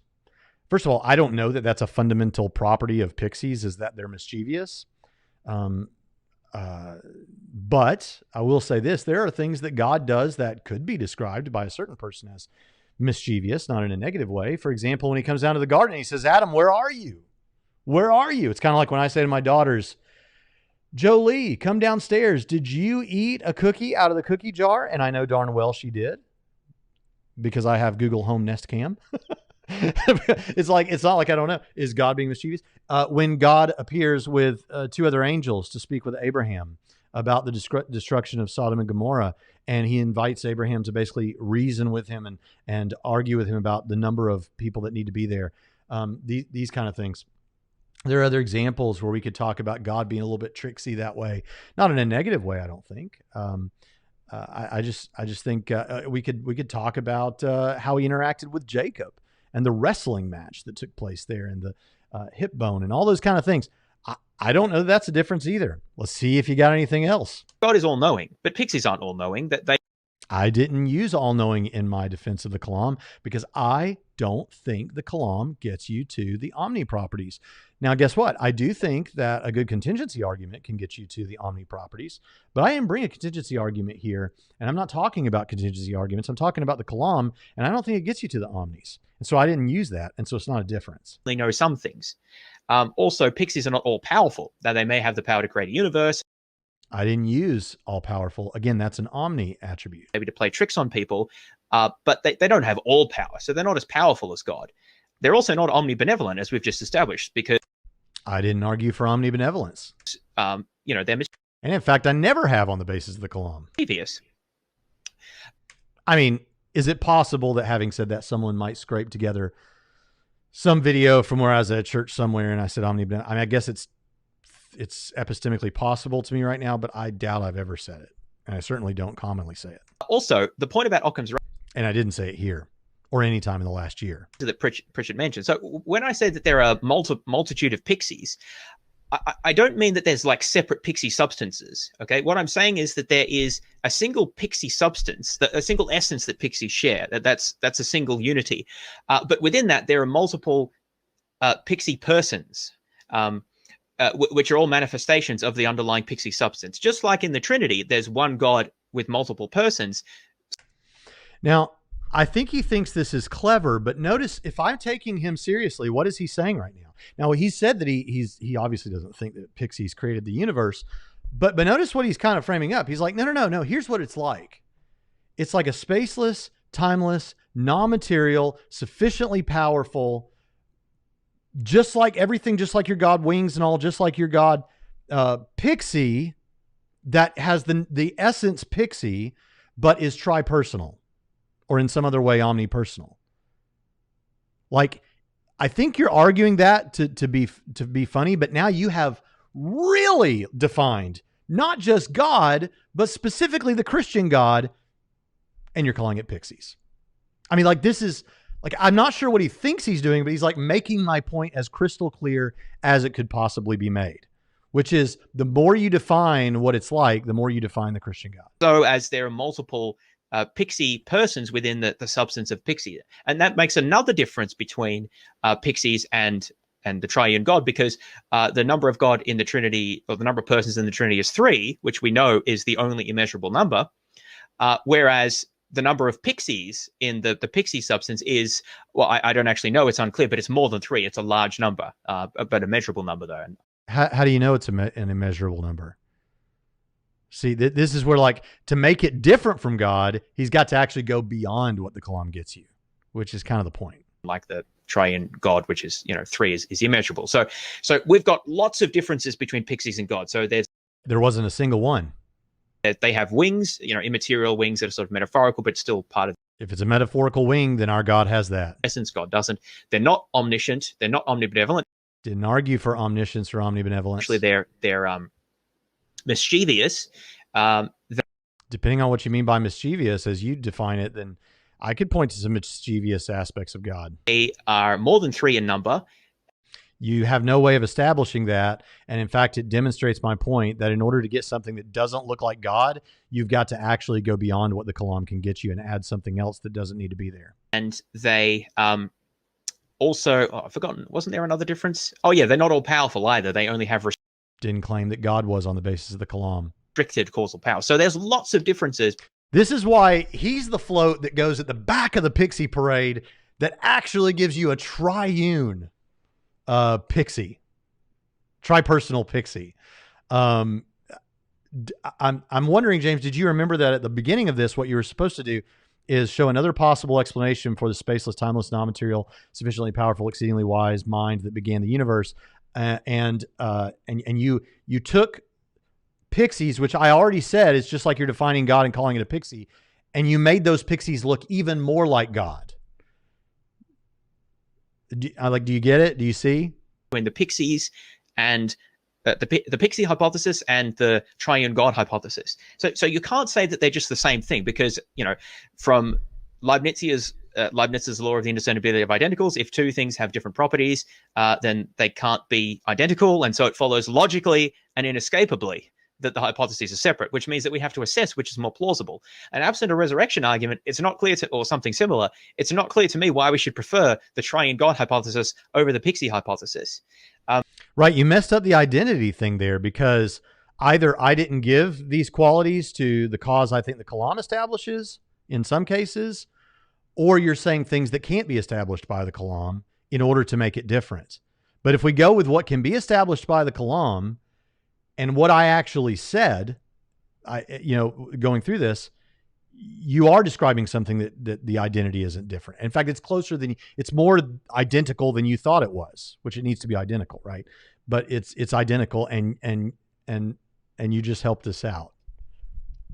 And that was the point that I was trying to make. I didn't go into as much detail then, obviously, but why do we think that the idea of Pixies is ridiculous, whereas the triune God is like, oh yeah, could be. He just played the clip a moment ago where I said it's not the notion that Pixies are ridiculous, whereas God isn't. And if I just didn't have God normalized to me, I would think God was ridiculous. No, it's not that. It's when you say special Pixies that aren't material, it's just another concession. And when you give all the concessions necessary, you end up just describing God. But why are you going back to now to saying that I'm laughing that it's Pixies when it was just explaining the clip that you just played that, I don't know. To me, they're on roughly equal grounding, at least until we give further reasons for thinking it. Now, maybe those further reasons do hold up, right? I'm not saying that there can't be further reasons given, but just on the level of a kalam, just on that level alone, why do we throw out Pixies and laugh at that and say, oh, well, actually, but it might be a triune God? I don't see that there's anything ad hoc about what I've said, because these are fairly standard notions about Pixies. The other thing I've said is, well, that obviously they're immaterial and Pixies that are outside of time. But of course, that's the same thing that Well, you said they were immaterial, outside of time. You said, so spaceless. You would have had to have said that. You have said, you have speculated about their number, some indiscernible number, but it has to be more than 3. So yeah, there's plenty of ad hoc stuff going on here to try to make them different. Come on, James. Come on. Doing that, taking the idea of a mind, which we're familiar with, and saying, well, it's actually a special mind outside of space and time. And in fact, perhaps they're doing more because they're saying it's all powerful and all benevolent. No, I didn't say it was all powerful and all benevolent. And I actually think the argument is one for a mind independent of a physical body. And we don't know of any minds like that. So, if they can alter properties and make these arguments, then why can't the Pixie theorists do that? So, for all the reasons I just gave you. So my question here is, on the basis of how I've articulated the hypotheses, why should we prefer, at least on the basis of the kalam per se, not other arguments, why should we prefer the triune God hypothesis over, or the Abrahamic God hypothesis even, over the Pixie hypothesis? So I'd be very interested to hear what Braxton has to say about that. Listen to your heart's content. Yeah.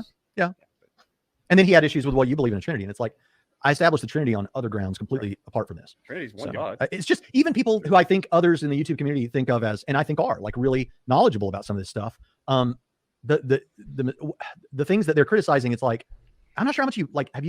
Are you familiar with the responses to what you just said? Yeah, it's the theological equivalent that you mentioned. The Trinity is like the amateur hour Muslim or the amateur hour oneness Pentecostal who says the Trinity means three gods, Father, Son, and Holy Spirit are all God. That's three, so that's God. That's plural. And you're like, no, you're making a very, very basic pre-K categorical blunder about the difference between the category of being, which there is one, and person, which there is three in the Trinity. Yeah, I don't recall saying that there are three gods in the Trinity. My point was simply that there are. He didn't say that, and he hasn't even heard your video. What he said it was like, he said it was that kind of response that whoever gave, maybe it was even the commenter, maybe it was you, but he said it's like the sort of things that we get from these other groups. Hypotheses that are made that are kind of a bit strange or different about the nature of the Trinity. And if we can say that about the Creator, then why can't we say that about one hypothesis of the Creator, then why not another? Just as you can have three persons in one being, why not multiple pixies in one pixie being? We don't posit the Trinity in the conclusion of the Kalam. And if you're going to posit a Trinity or something more than a Trinity, then you need to justify that reasoning. So, it's an analogous argument here. That's a basic. I mean, by the time my kids started kindergarten, they understood the difference between, because I would talk to my kids about the Trinity. And I'd say, do you understand what the categories? Do you understand being? Do you understand person? I'm a person, you're a person. And they instantly, my kid, but maybe my kids were cut above everyone else's, which could be. But they understood that. They've never had a problem, and they've never made a simple. Do you understand being? Who was that philosopher who wrote a whole massive book on being that no one understands? It was like the German guy. I forget his name. Someone will remind me. But do you understand being? I would say, no, we don't understand being. It's a very tricky concept philosophically. I mean, I guess Pritchett, Heidegger, thanks. That's the one. We know from the end of the video, maybe I'll play it, that Pritchett is several cuts above the rest of us, in the smarts department. So maybe his kids are as well. So they've nailed the concept of being, and it's just, straightforward, no issues, fully understand that, got it nailed. And all the philosophers who've been trying to understand it for the centuries are just smooth brains, but, okay. First of all, I don't think Pritchett would say that, but secondly, Pritchett's kids are pretty awesome. The whole family is pretty impressive. And then what I really want to say about this is this whole, like what we've gotten a lot in this video, and we get in a lot of videos, is just a scoffing at what people claim to be, or what people seem so confident about, from like as if there's an extreme confidence in the person that they can't be that confident, right? Like I'm really confident that nobody understands this on the level that this guy thinks he understands it, right? That there's like an arrogance in that. Like that's a level of certainty or confidence about certainty and confidence. But Pritchett is a really smart guy, and his kids might be the ones. If there are kids who've got it figured out, maybe it's his kids. Pre-K categorical error ever again about the Trinity. But you'll hear paid apologists make that. Mokin7 says, your debate with Dillahunty has two L's, by the way, happened years ago. Yeah, okay, I don't actually care about that. Let me now skip ahead to, that was the Pixies. Okay, 57 is the next bit. Yes. On the kalam, which I think is great, Ivan J asks, what do you By the way, Ivan J, no idea who you are, but awesome profile pic there. say to the objection that just because the universe consists of time, space, and matter doesn't mean they couldn't exist before it? So when we say universe in this context, we're talking about all contiguous physical reality. That's why when we say universe, we're talking about if there's a multiverse, the whole thing, not just when people say our local representation of the universe. So all contiguous physical reality is a little bit unclear. If contiguous you mean like spatially and temporally contiguous, then I'm happy with that. That's basically all of space-time, and that's a standard view about what would count as the universe. That's beyond our observable universe. That's sort of everything connected, within space and time. But note that does not rule out materiality outside of space-time, like some sort of primordial atom or quantum fields or something like that, which is the point that I keep making, and apologists don't seem to. And which we played the physicists responding to you about just a little while ago. Oh, that's an unfortunate pause position, but don't seem to realize that unless you just assume that material has to be inside space and time, then it's not established that you can't have a material cause outside the universe. Well, it's not just assuming it. I mean, you heard the physicists say that the math doesn't work if you try to do that. It works fine the other way, but currently it seems like that's not the case. I mean, there's always the possibility. So ultimately, we're going to be careful and say we don't know, right? We don't know for sure, but it seems like that can't be done. I would say that there are interesting debates about what it means to be material. I was just reading about this in this good book here, which I've plugged before, Introduction to Metaphysics. Well, it's just called Metaphysics, an introduction, but it's an introduction.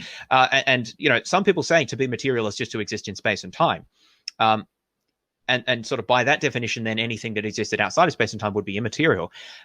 But I mean, for me, that's not really a big deal, because I could say, okay, so I think that there are possibly some types of physical substance that exist outside of space and time, and so are not material by that definition. But I mean, I'd probably just then reject that definition of materiality and say something else. I don't want to proffer precisely what a definition of materiality is. Another definition actually relates to the idea that it's something that can be described using physical laws and that doesn't have a fundamental that doesn't have fundamental like mental properties or something like that. So like irreducible consciousness wouldn't be material. So that's another possible conception. Anyway, I just sort of gesturing at the fact that there are disputes here about exactly what counts as material, but unless you're going to assume that there can't be materiality outside of space and time, which I think is not substantiated, then there's still a very open question as to being able to have a material cause of space and time. Well, I just want you to notice again, like what happens after many of these points is I'll make a point and then he'll just, the response will be, well, it's not clear that you couldn't have matter with no space for matter to exist in, or time for something to happen with that matter. That's not entirely clear to me. And maybe it's possible because of this and that and the other thing, and maybe we'd have to change the definition and redefine it to get to what I'm wanting to say. But ultimately, it's possible there is some non-conscious thing that we could maybe call matter in some sense, and all this and all that.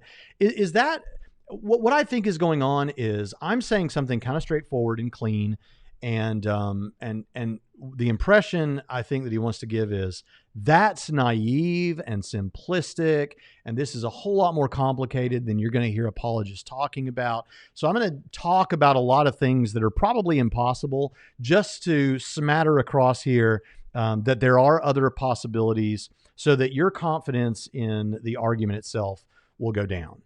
But there wasn't like necessarily a refutation or something. And remember, we're talking about with arguments, what's plausibly true, what's most likely to be the case. Doesn't mean we have to have Cartesian certainty about it. So pointing out that technically it might be possible, despite what our physicist friend says, that you could have matter without space and time. Maybe there's some possibility of that. And that might get us off the hook of this. I just don't, doesn't seem to be like, for doing philosophy of religion, you ought to chase down every corner. And so when I see Joe Schmidt and others doing stuff like that, that's fine. And maybe you, James Fodor, are doing that too. But when we're talking about what is most likely right now with what we have in front of us, what's most likely to be true? If we're looking for the truth right here and now, I don't know that that's the way to go about it. Is technically this thing that seems impossible might not be impossible. So maybe that gets us out of it. Okay.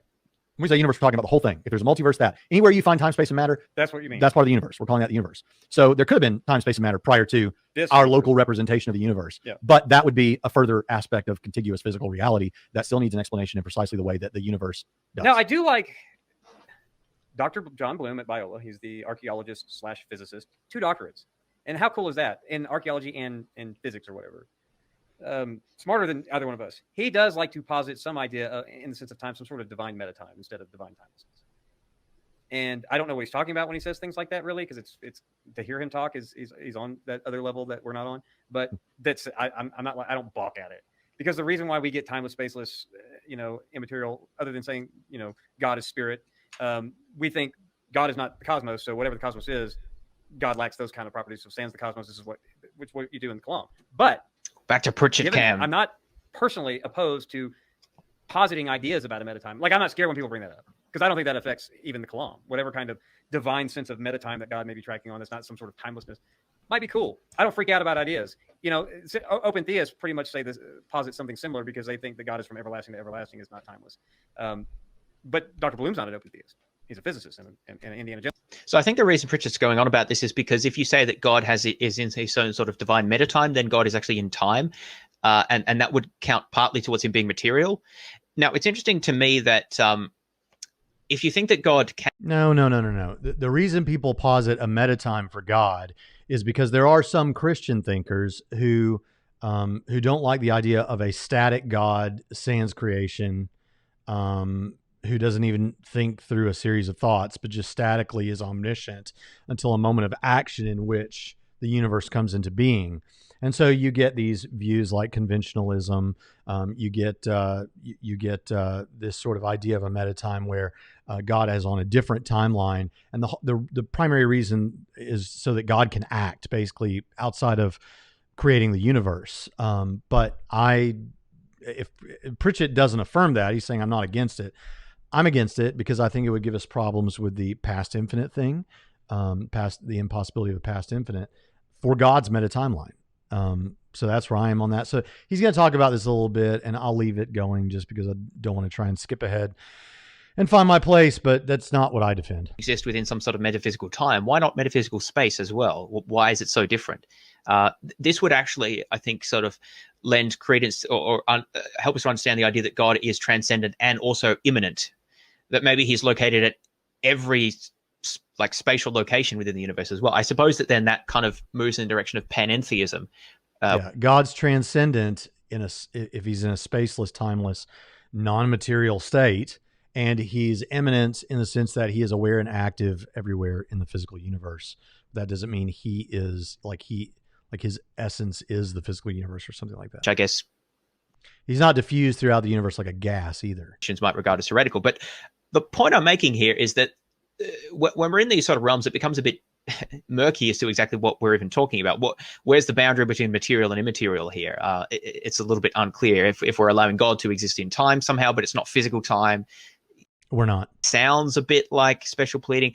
I'm not special pleading. I'm not making that case. He gets around this, I think, by saying that God existed timelessly sans the universe, and then when he created the universe at that first moment of time, then he entered into time. And in this very video you're responding to right here, James, I actually mentioned that I disagree with Craig.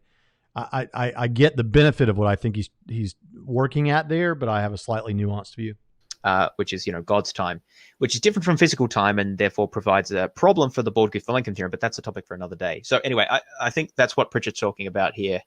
And I think that just raises more problems, but whatever. I do think it raises more problems, and that's why I don't use it. Jones guy. So those ideas are already out there. They don't forget. Shannon Q is in the chat. Welcome, Shannon Q. Brando says, what's the best way to tell a non-believer who learned deterministic thinking from a Calvinist that we don't need to believe that, but do still believe the gospel? Okay, well, then now, first of all, was that it? I thought there was more on the space space-time part. I don't care about the Calvinism thing. Anyway.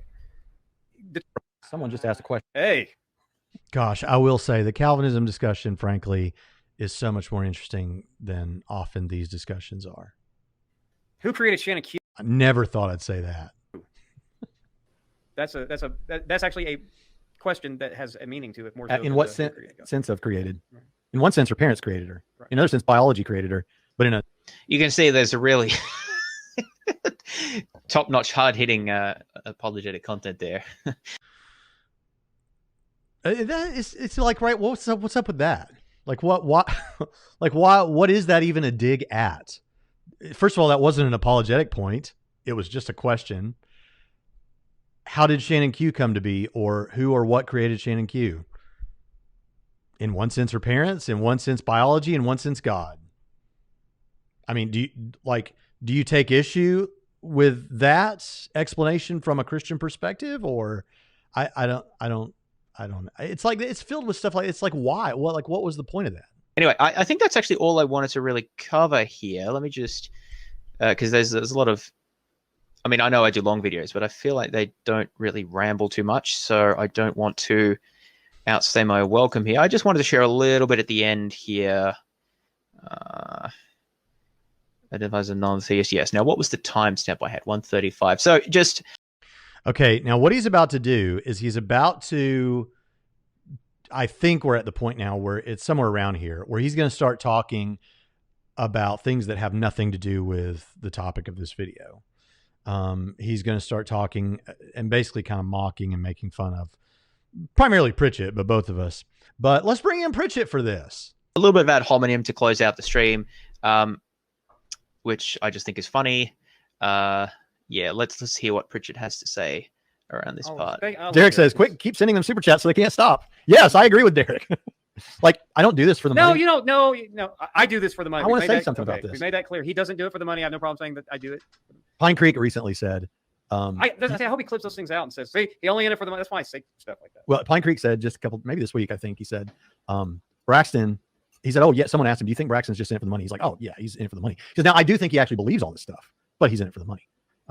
Yeah, I'm actually not in it for the money, but if you send me money, I won't send it back. Oh, I mean, YouTube or Christianity in general? Like, who knows? I mean, everyone's got to have a job to pay the bills. Braxton believes this stuff. He's fortunate enough to be president of a seminary and be able to have a YouTube channel for which people throw money at him for reasons that escape us. What's the problem? That's just hating. That's just hater. This is being a hater. So. Yeah. Well, okay. Looks good. I like Thanks, to feed everyone. my kids, so I do things for money. Don't give me any more super chats because we're going to shut it down. Problem. That's just hating. That's just hater. This is being a hater. Silly. Yeah. Well, okay. Looks good. I like Thanks, to feed everyone. my kids, so I do things for money. Don't. He's just like, okay, we're moving on. Which is just like, I do things for money, all right? I've got kids, okay? So I do things.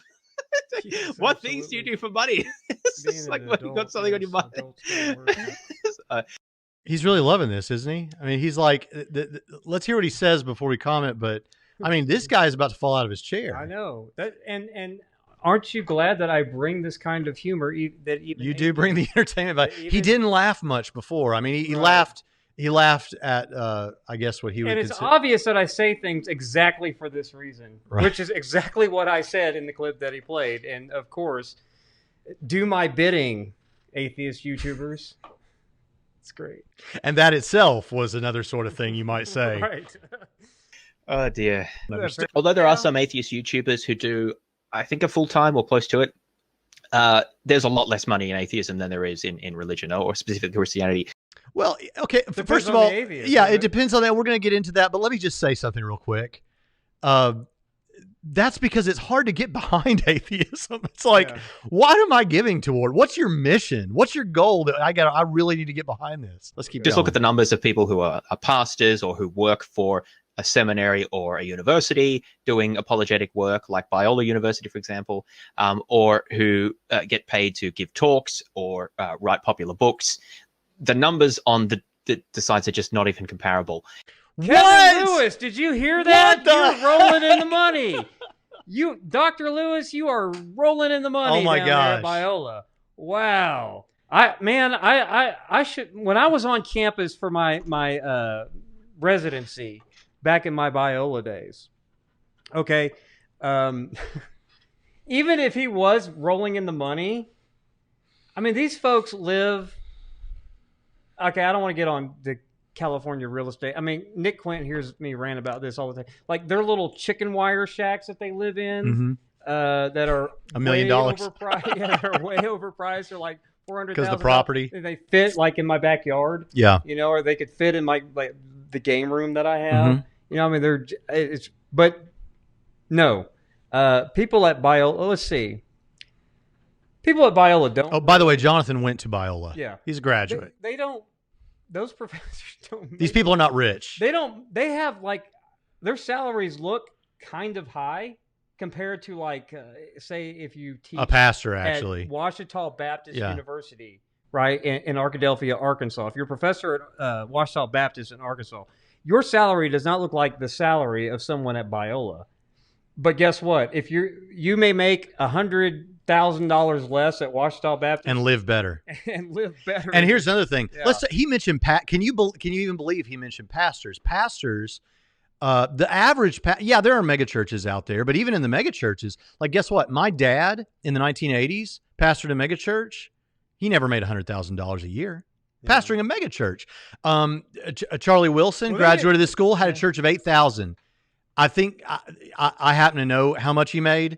It was not a lot. The thing about it is most pastors who are pastoring mid to small size churches, they're making $30,000, $40,000, $50,000 a year. Yeah, This notion that pastors have all this money is a TV fantasy. right, and it's about 80% of all churches have less than 75 people. Okay, and most pastors in those churches are bivocational. Filthy rich. Those Bible Poor atheists, they can't make a Dr. living. Lewis, we need you fancy dinners. You need to. But most people, the vast majority of the history of the world, and the vast majority of the globe today, thinks that the supernatural is real and that there's a God, or at least in some cultures, more than one God.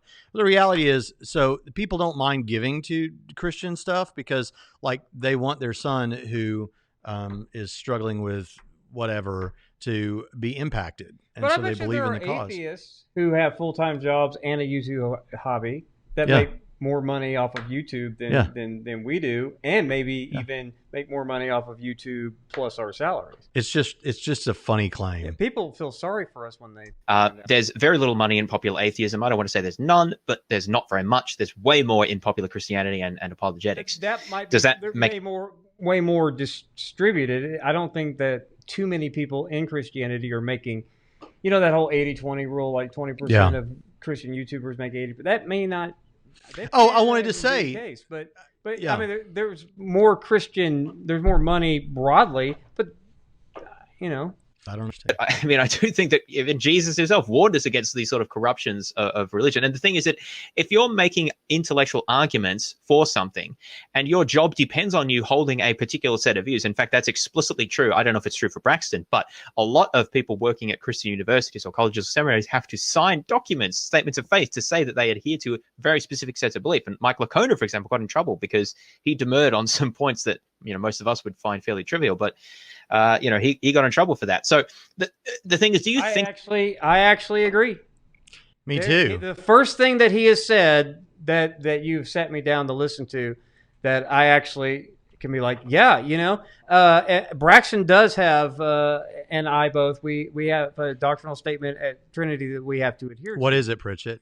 Well, it's listed basically on our website. But it's an affirmation of the Apostles' Nicene and Athanasian creeds, and then a list of bullet points that pretty much state They're just it's just Orthodox Christianity. Like we have a doctrinal statement that is the envy of all Christian institutions. Now, I grant you're right.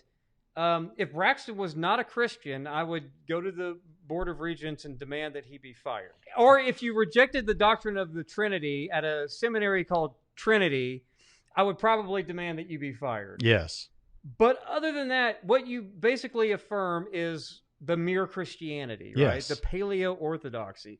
Our doctrinal statement, what our friends will not tell you and colleagues at other seminaries, is that it's the envy of the world. That doctrinal statement is what you have to affirm. Yes. Which we're a Christian institution, so we believe Christian. Well, yeah, to not do that statement as a minimum would be like a mathematician somebody wanting to get a math job, but they don't believe that 2 + 2 = 4. Yeah. Now, but he is Of right. course, you have to be a Christian to teach at a seminary. Yeah, but he is right, and I agree that Other seminaries do it wrong. other seminaries And Bible do college it and wrong, Christian universities. And then you lose people like Dr. Clay Jones at Biola. Yes. Because of Eschatology. an eschatological point that he's unsure about, which is something we talk about every time anyone in the chat says, "What's your views on eschatology?" well, I mean, there's this, and you know, I mean, Or you we're have kind of people who want undecided to about it, affirm things that their doctrinal statement doesn't allow them to affirm. So Right. they write weird books that it's hard to make sense of because they're trying not to technically go against their thing, Yeah. their doctrinal statement, but they don't internally they don't affirm that doctrinal Yeah. statement. By the way, see, this is the kind of stuff I'm giving atheists more of what they want to clip out and say. See, he admits it. Well, I do. I'm fair. This was a fair statement. I'm going to say it does cause problems. There needs to be a minimum standard. Trinity meets it. You're a Christian, right? But some of these that have harder doctrinal statements, that's okay, right? Do what you want, but don't be surprised when either A, people fall out from that doctrinal statement because they're convinced by Scripture, or B, they don't tell the truth because they don't want to lose their job. So in other words, you're right. That is a problem where it happens. Fortunately, it doesn't happen with us. Right. Because we have the right And it doesn't happen with doctrines. everybody. Some people sign doctrinal statements because they're like, absolutely, I'm not going to believe anything but this, and I never can be. Right. Is it possible, James, that people end up at those institutions because they agree with the standards of that institution? David Allen believes every single thing in the Baptist faith and message. Hardcore. He would not Yes. want to. He would not want to work somewhere that didn't have that as their faith, Right. as their statement of faith. That's why he works at Southwestern, because that statement of faith is everything that he believes.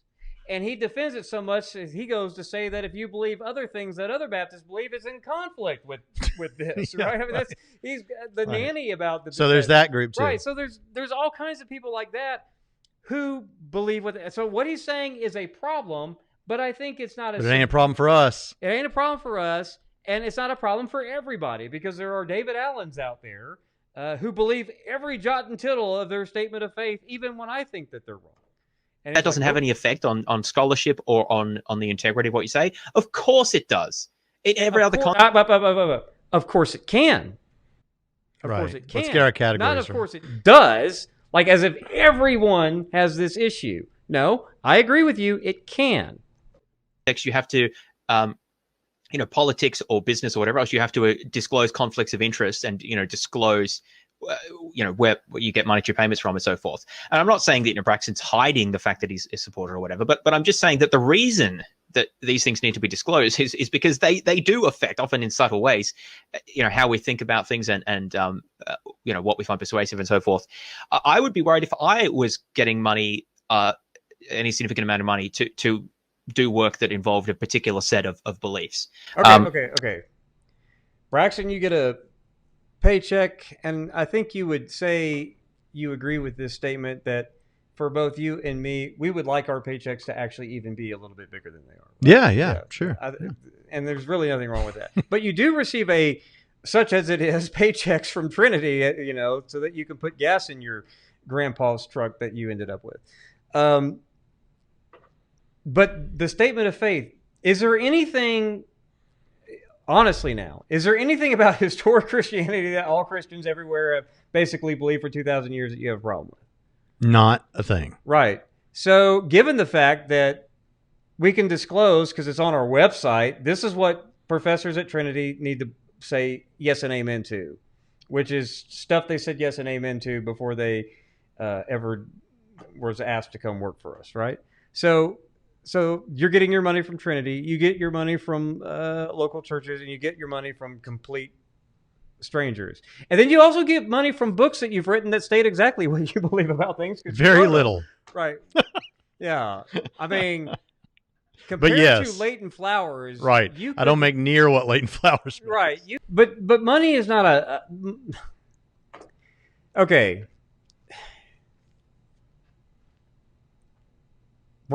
Maybe no, because he's being nice. He's saying maybe not Braxton, which of course not Braxton. Why would this be a thing for Braxton? In fact, I think that Braxton could actually make more money doing lots of other things. Well, they've started, not James, but some atheists out there have started saying, Christians always say this, I can make a lot more money doing something else. I have no reason to think you could make more money doing something else. I do.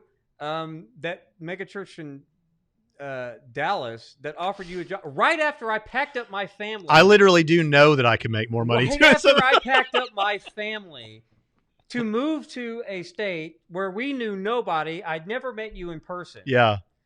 And like I get here, and it's like shortly after that, this offer's on the table for you to just pack up and move to Texas. Maybe Let's go on with this. I think this is just really kind of dodgy. Like, yes, I understand, we have to support ourselves and families and so forth. And I'm not saying people shouldn't make money from things, but I don't think you can argue that there's no issue here, or that it's not something that, should be concerning, especially when you have, and this happens on Cameron's channel as well, when you have them making arguments and critiquing things, and then you just see the super chats roll in and it's all these donations. Like, you don't think that Let me say something about this, because I thought of this morning when I was in the shower when I was listening to this. The thing is, we have, Brando and some of these others that give us super chats are Catholics, and we regularly say things about Catholicism. Benjamin Handelman, Catholic guy. We regularly say things we think are wrong and false about Catholicism. Right. We regularly, we've got a lot of Young Earth followers that they send me emails trying to convince me that I'm wrong about old Earth stuff. But guess what? We say things they don't like. There are things we say that the old earthers don't like. There are things people on both sides of the evolution discussion don't like that we say. There are things that the Arminians don't like and things the Calvinists don't like. And they give, and these are I'm narrowing this to the group of people that actually are Patreons or super chat. We have at least one atheist patron. I always mess it up just like everyone does. I mess it up. But anyway, we have one atheist patron. He's like, I don't agree with almost anything you say, but I listen to this channel every day and get value out of it. Right. So the idea that we can't say what we really think because we're going to alienate our crowd, you might be right if I came out as an atheist, but good news, I'm not an atheist.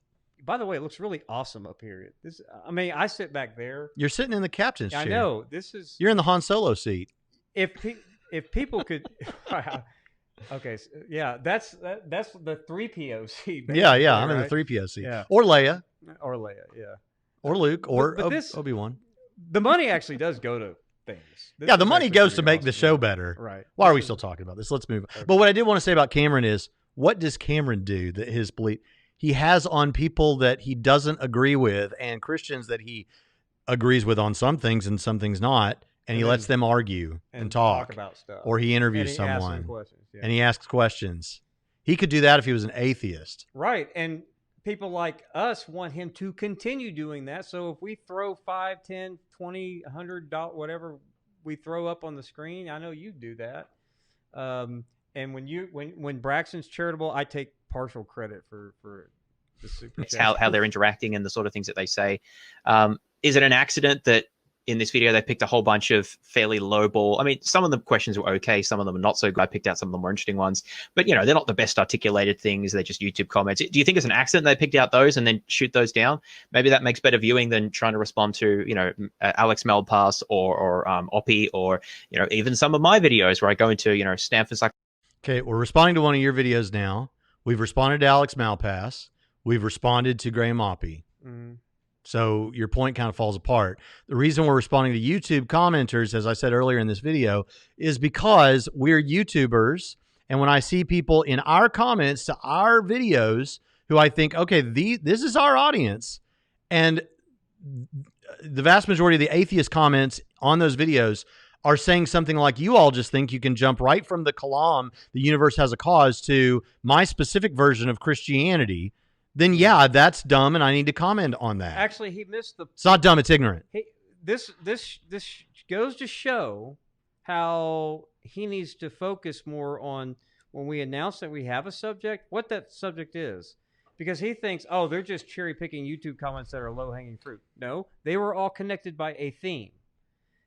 One of those themes is they're reoccurring, and number two, they have to do with the kalam, right? Mm-hmm. And we're saying the theme of this: stop saying this because we're seeing this over and over and over and over again.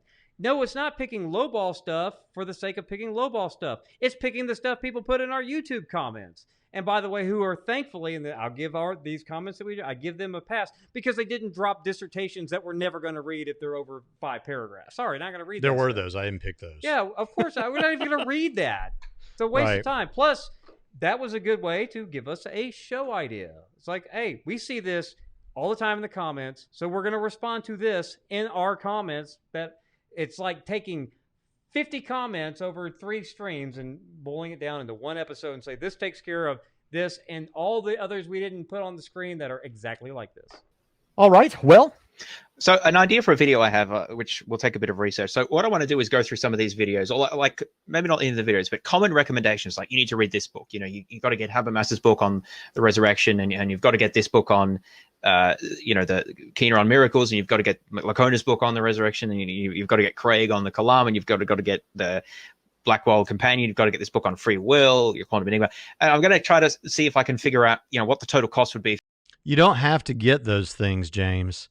Actually, the what we call the theistic arguments are simple enough that children can understand them, but they can be argued at a depth that philosophers can argue about them. But you don't have to have those things. Yeah. The reason those things become necessary is because of the atheist arguments that come. Wait a minute. So, book recommendations. Pull that thing closer to your face. Book recommendations. So you're going to go to a bunch of different videos with a bunch of different people asking for books on a bunch of different subjects, and say they're telling you to buy this one stack. Everyone needs this one stack of books that cost X amount of dollars. No, that's not how it works. This guy asked about this subject, so we're responding with this book for this subject for that person who asked, what book do you need for what? Yeah. And he goes and spends the 25, 30. We're not telling everybody to go get all the works possible. Every time we recommend a book, everyone needs to buy all books that we ever recommend. That's not how this works. And he'll discover that when he goes through the videos and say, oh, wait, this idea that I just came up with to see how much it costs to have all these books, it doesn't cost everyone that much because they're not telling the same person to get that book. Yeah, well, there's a common atheist trope out there that says that Christians say, "Oh, well, if you haven't read all these books, then you're not justified in being an atheist." But the thing about it is, and I got a lot of that in my 10 questions video when I said, "What are the last 3 books that you've read?" And you know what a lot of people said? "Well, why should I have to read books? I like to watch YouTube videos." I got several like that, but the thing is, that wasn't saying you have to have read this big stack of books to be justified in believing. It's just saying, I just want to know if on these theistic arguments in the resurrection case, just show me that you're like, do I have reason to believe that you are engaging with good content? You could have 1 or 2 books on that. Yeah, when people ask me all the time for book recommendations. My last video on Trinity Radio Extra was book recommendations because people always ask, what do they need for this, that, or the other? I can't really. The problem with sitting back here for me is because I can't hide my stomach as much as I'd like to, and I've fallen off the Pritchett workout routine. Bought all these books on Amazon. How much money you have to have to be fully safe in your views and be able to refute all the arguments and so forth, which I think is kind of interesting because they don't refer to like blog posts or journal articles so much that you could potentially get free. It's always things you have to. And that's a bit of a catch-22. If we referred to blog articles and stuff you could get for free, the response would be that we don't provide scholarly type stuff. Yeah, books you have to buy. Oh, but speaking of which, in a response to us, you can't do that because we send people to braxtonhunter.com or what? Yeah, and what do you have on your braxtonhunter.com? Blog articles, right? And have we ever told anyone to go read any of them ever in the history of this channel? We haven't, but they're there. Yeah, we have. I recommend. Yeah, sometimes we do. Every time someone brings up that old canard about can you have free will in heaven, I've got an article that I point them to. My favorite was the Mopeds and Morality. That was my favorite blog article. That's pretty good. Not always, but often. Now, I'm going to say, this has been fun. I've enjoyed it. But we'll see you next time on Trinity Radio.